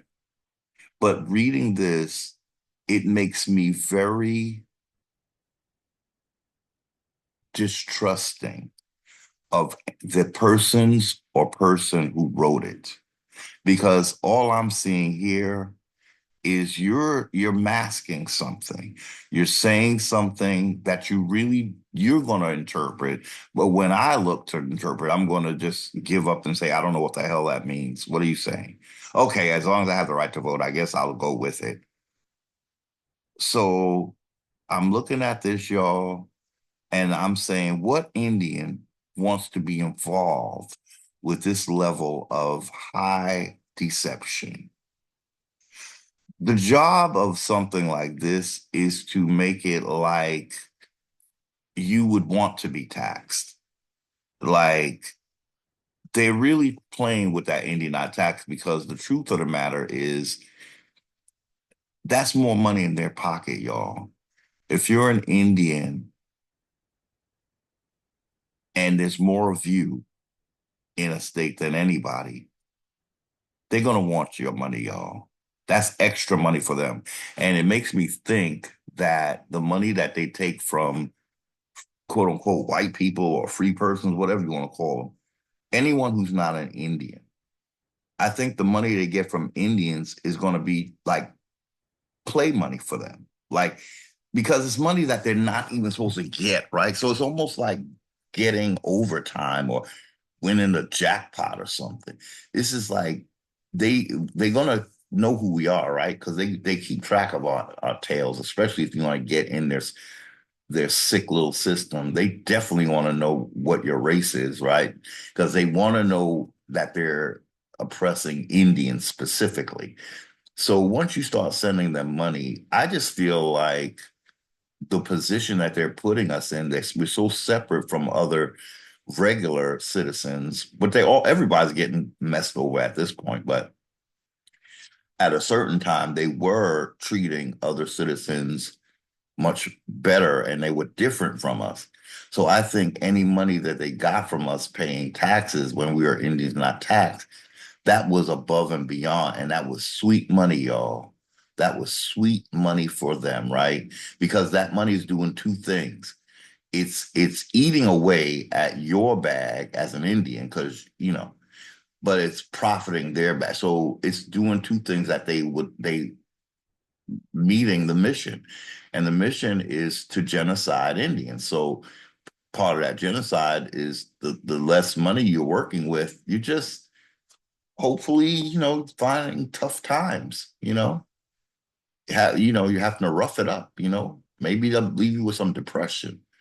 Maybe you want to go jump off the bridge or something. This whole system is it's genocide for Indians. So when I see Indians so proudly wanting to be a 501(c)(3), I look at them, I can't, my soul is looking at you like, do you know what you're even doing?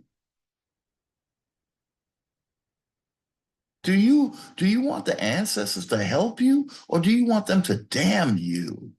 Haven't you been damned enough? Indians, it's I don't want to make this a long video, and it's already probably long, but this here should make an Indian want to run in the other direction, y'all. I don't like that we're being specifically called out in the 14th Amendment. But it does make sense, because really this was for Negroes. The 14th Amendment citizen was for Negroes, and by extension, they're hoping to grab Indians because we're being called Negroes, right? So we'll read one more time, but I think we kind of getting it. It's saying that it's trying to say that you will be counted, but you're not going to be counted a full person.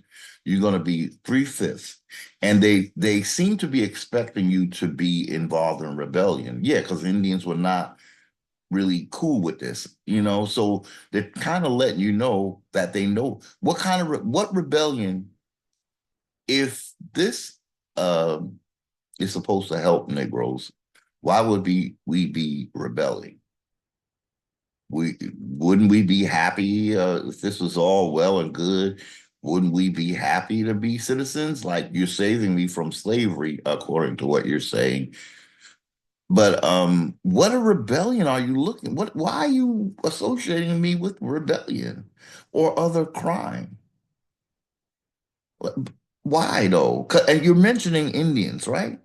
So you're specifically associating me with crime.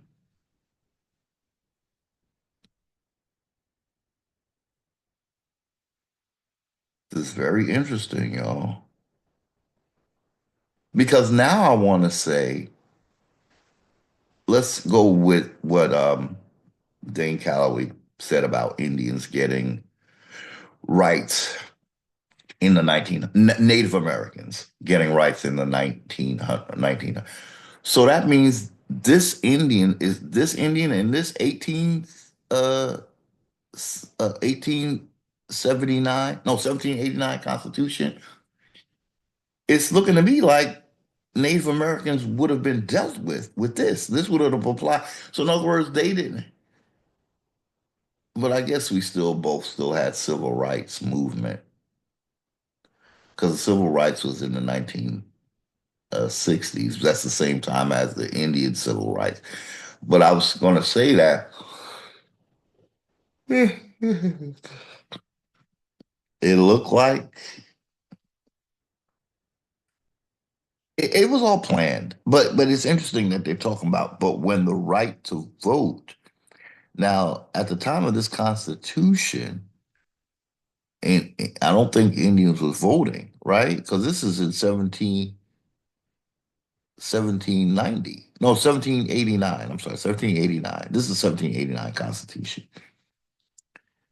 So didn't we get the right to vote like in the 1960s or something? I, we gotta look into that. But I feel what I'm trying to say is it looks like they planned way ahead of time for us to start voting. Also, okay. Okay, let's look at this now. We're gonna look it up and then we're gonna close. When did Negroes get the right? I'm always spelling that wrong. When did African Americans get the right? So, okay, so it was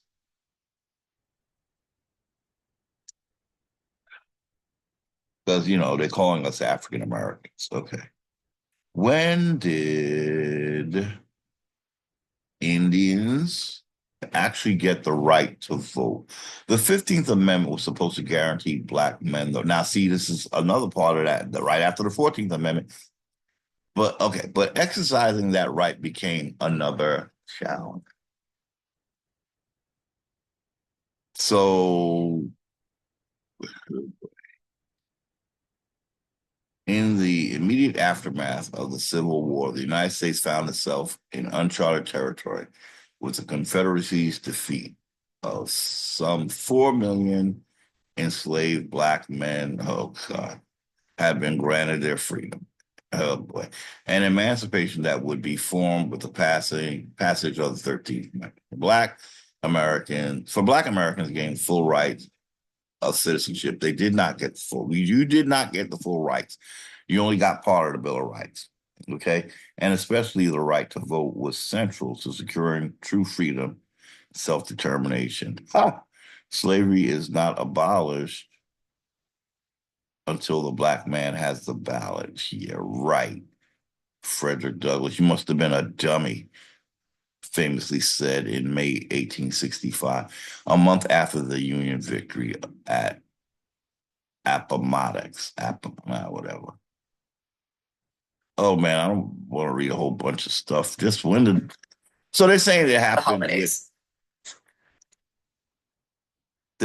happened with the 15th Amendment, okay? But it was still a challenge. So from this time of this Constitution, 1787 to 19 when Martin Luther King was damn it. Okay. So okay, y'all, here we go. In the 1950s and 60s, securing voting rights for African Americans in the South became a central focus of the civil rights movement.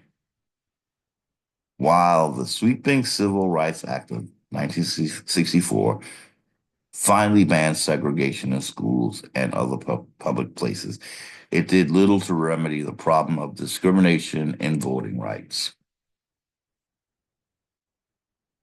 This is what I was trying to get at because it's laid out in 1789.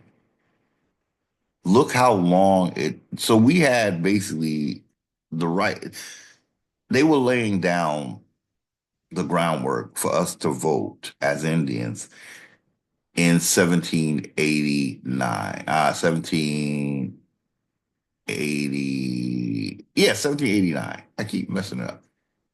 But we were still fighting for this into the 1960s. Does that make sense, y'all? I mean, and the funny thing is,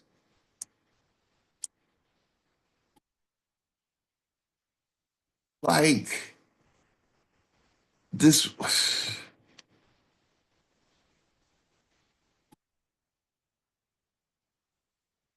hold it out as if they're giving us this gift. But in truth, it's almost like nothing changed. Nothing changed. You voting, you got some kind of janky, um, half-ass rights. you know, Brit.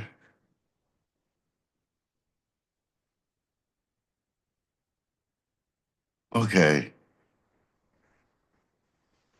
Oh, this is just you read it's something I gotta sit with, but we know something odd is going on here. Okay. Something really, because this all has to do with Negroes, right? But then somehow they're gonna make it about Indians. Like the whole emancipation thing was about Negroes. So then why are Indians even being mentioned? Oh boy, here we go again, y'all. The 14th, 15th, and 16th Amendments are dealing with what, Jim Crow slavery and stuff, right? So why are Indians not taxed being mentioned in an emancipate? Ooh, they slip is showing again, y'all. Shouldn't we be talking about Negroes and slaves and stuff in the 14th Amendment? This is the 14th Amendment, y'all, because that's where these are the Emancipation Amendments. So who was emancipated? Native Americans? They slip is showing, y'all. They slip is showing. This should only be talking about slaves in the 14th Amendment. What? Ooh, this is the 14th Amendment, y'all, right here. Why are they talking about Indians? Because we are the Indians, y'all. We are the Indians, y'all. These three amendments, 14, 15, and 16, was for Negroes, not for Native Americans. But their slip is showing. They had to mention Indian not tax because really that's the only people that are not. It's the Negroes that are not supposed to be taxed, not Native Americans. And we're the ones that are talking about in Article 1, Section 2, Clause 3, not Native Americans. And then they become full circle here because they're repeating the Indian not tax. This is word for word almost the Indian not tax clause. But it's being repeated here in the 14th Amendment, which was about Negroes, not Native Americans, y'all.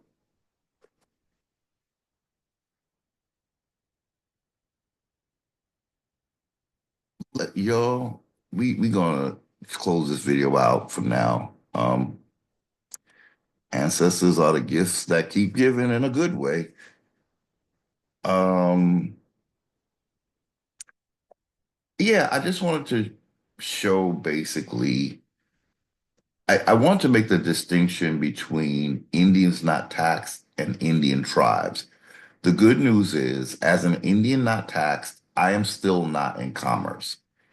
Because for a minute after the last few videos, I started to say, well, I guess Indians are in commerce with the Commerce Clause. Nope, it's Indian tribes that are in commerce. I'm still free to send my notices.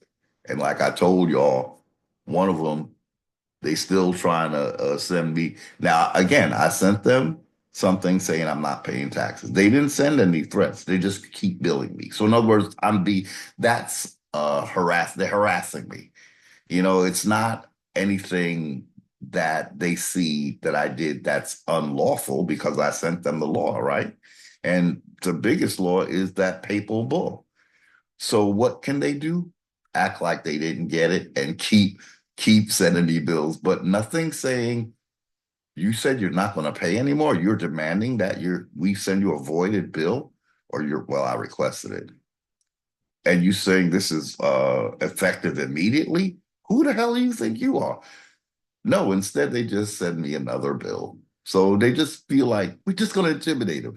But again, I'm not going to be intimidated. Now, this further strengthens me because now I'm making the distinction. I see it. Indians tribes are not the same as Indians not taxed, y'all. An Indian tribe is a group of Indians that the government has handpicked and federally recognized. Indians not taxed, they're no longer part of a tribe, thanks to the Dawes Act. So, what we need, Indians, is tribes of Indians not taxed. The Algonquin Indian not taxed tribe, or something like that. And remember, we were all Algonquin. Why? Because it's the oldest language in the East Woodland areas. And we've been here and been melanated forever. So what does that mean? We were first Algonquin speaking until we started getting visitations, what I call light colonization, from Europe. We had, people coming to the Pascatonk Indians, where my people were, and what they were doing back then was just getting with Indians, like they were breeding with us, I think.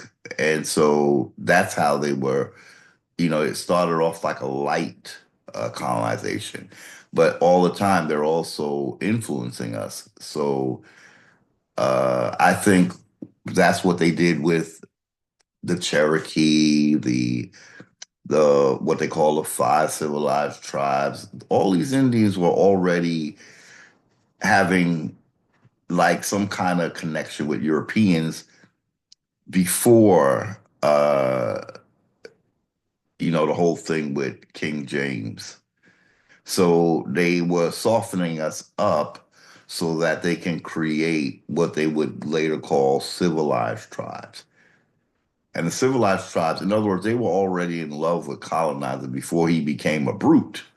First, he was like, Billy D. Williams and you on my hand to follow. And, he was all sexy and stuff. Got, wearing the European clothes and stuff. And, the matriarchy was like, you ain't so hot.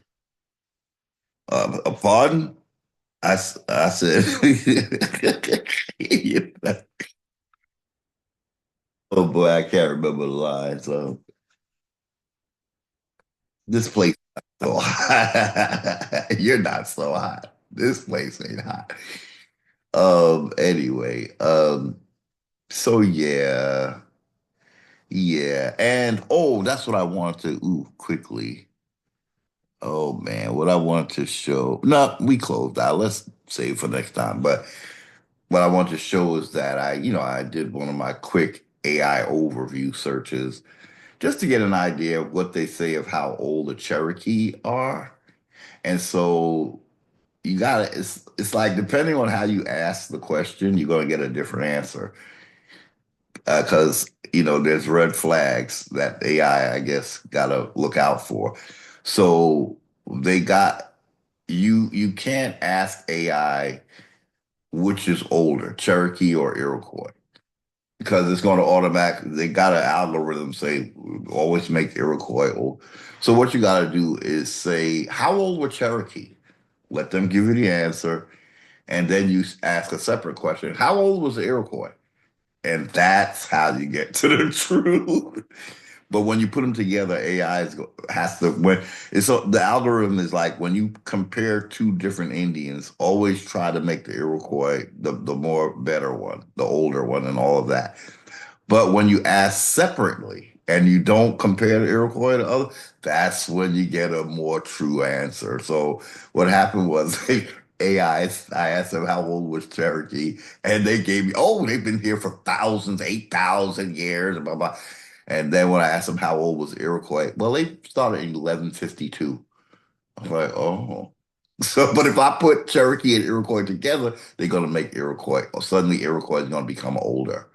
But what they're doing, y'all, I want to make this very clear. The reason why they can say Iroquois are old, wink, wink, is because Iroquois were Algonquin at first. So it's like what they did with Egypt. They making the Egypt in Africa the age of by adding America's age, but it's really Africa is the one in Africa is not as old, you know. But if you add America's age, then you could make that Africa. Oh, it was back to 3,500 BC. Uh, no, Africa's was not that old. The one in America goes back to 3,500 BC or something like that, right? But the one in Africa only goes back to like the 1400s? When was it? Wait. Oh, no. Okay, wait. No, it's older than that, but it's not as old. Akhenaten got kicked out, and that was about 1300 BC, I think, or 11 something BC. Okay, so that's the maximum age is no older. The one in Africa can only go back as far as about the I gotta look at when Akhenaten was. Let me look on my phone real quick. Okay, ooh uh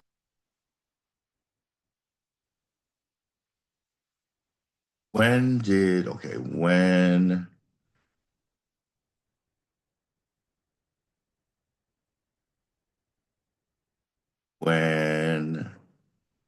did the 18th dynasty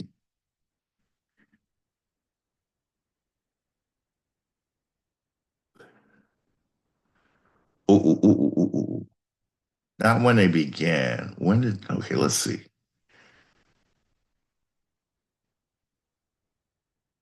In 1292 BC. Okay, so then it was the 11 something BC when they got expelled. I'm sorry. It was about 1100. I think what I'm recalling is 11 something BC, and then they ended up in Africa. This would be, yeah,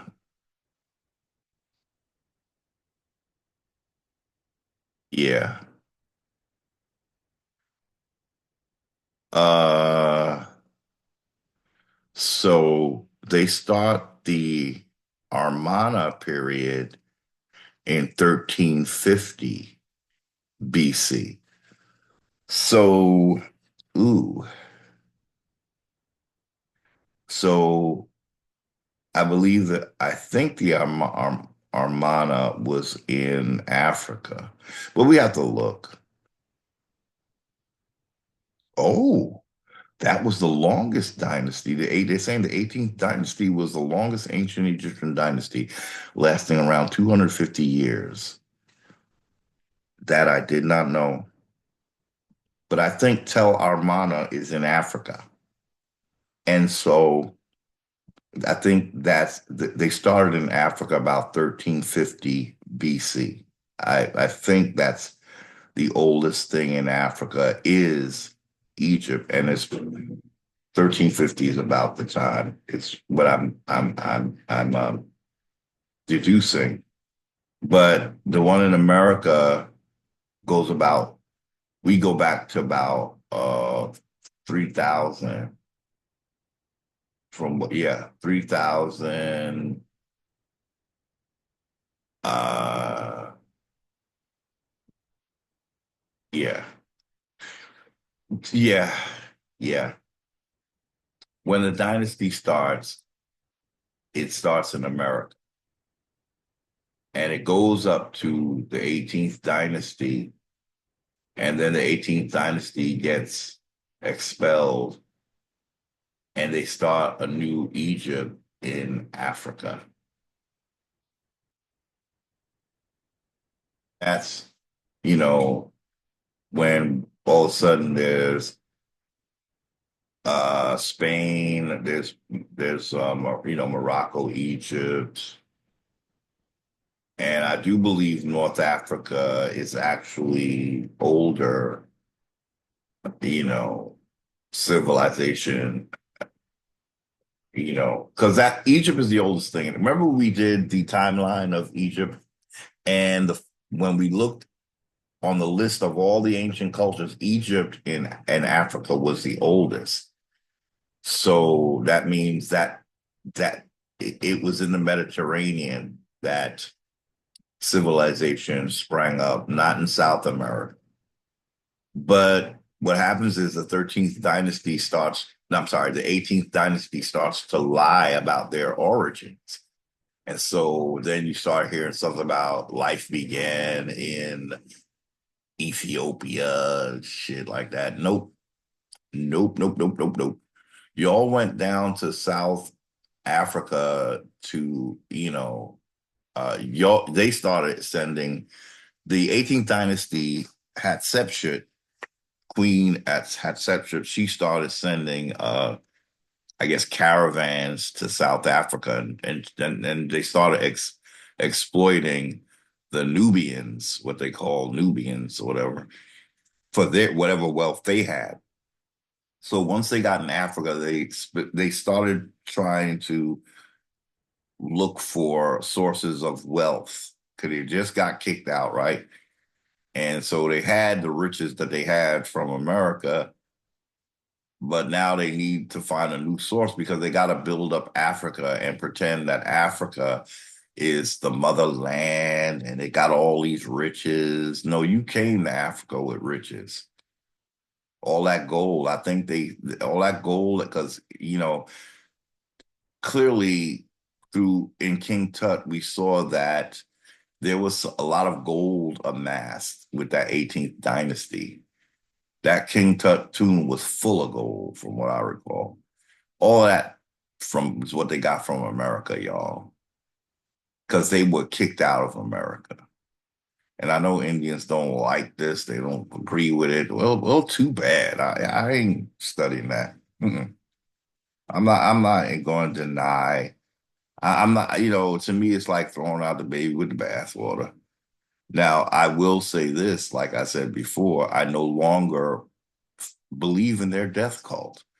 I realize you can't say that you don't want to be part of a death cult and then say you believe in Osiris or Osar and Isis because that was a death. Now, I'm not saying the story outside of that is not a good story with, Heru getting his birthright back, but Heru is kind of a weird thing because he's an after death birth, so he was miraculous. And so I did have a problem with that. I realized I do have a problem. So I have problem with two things. I have a problem when the good guy is killed, and this is the narrative that we all agree upon, because in a way we're agreeing that we shouldn't have good guys shouldn't live. Let's contend with the bad guy and say that the good guy got killed and he made a place for us in heaven. And then when we die, then it's going to be all good. No, no, no. So for that reason, I staunchly now reject the Osarian religion because I'm not interested in good guys dying. They need to be here because what we got to get along in this life.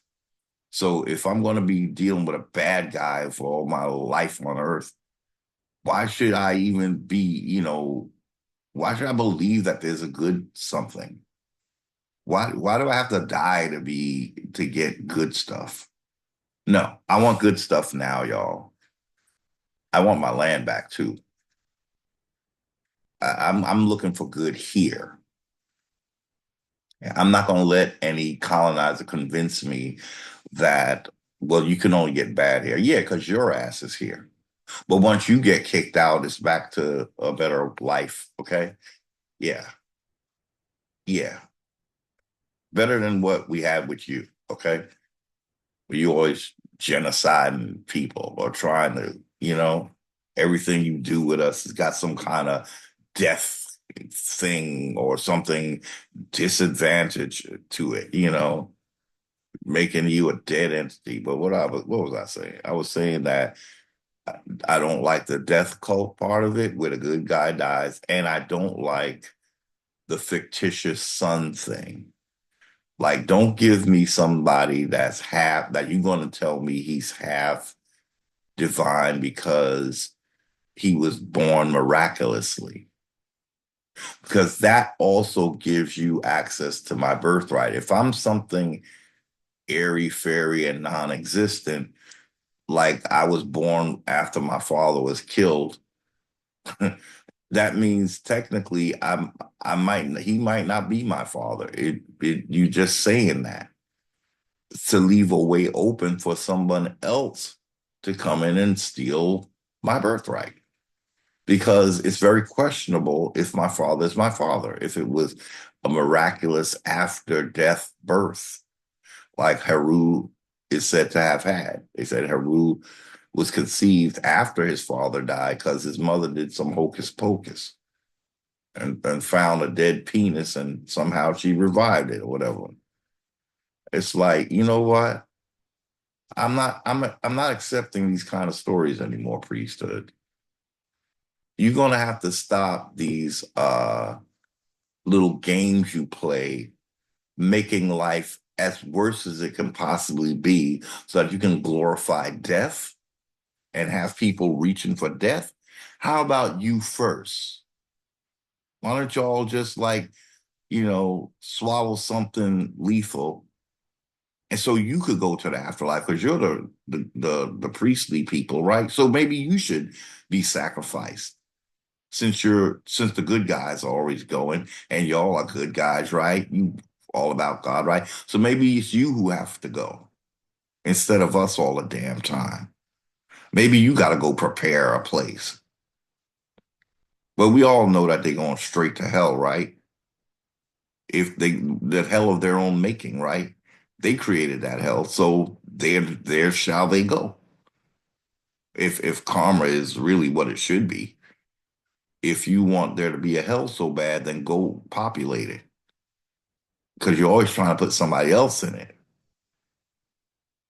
Anyway, I'm ranting, aren't I? At this 3 in the damn morning, and I'm still awake. But thank you for watching. I know I made it kind of a long video. Um, yeah, I was just, I don't know. I guess I'm in a weird space. I can't quite explain it, but it's one of those spaces where it's like being a little bit restless, but not in a bad way, but just still a little restless, you know, but not in a bad way, just in a way where I'm wondering, you know, um, it feels different. Something feels a little different. Um, I think part of it is I'm trying to reestablish my diet, and so I know it sounds so great. All it sounds so profound. Then it's all about your diet. So it feels like I'm trying to maybe have different thoughts than, oh, let's go eat. Let me go in the kitchen and make a sandwich. So I think that it leaves your body wondering, well, what we doing? you know. Um, but yeah, I think that's part of it. Part of it. Um, but yeah, let me let y'all go because I feel like I'm trying to talk all night for some reason. And I gotta go to work. I usually work in the office on you know, part of the week. So I go in on Wednesday. Uh yeah. Um yeah, let's save some stuff for another video and stop trying to talk all through the whole night. Thank you for watching. Till next time. Be and stay highly favored.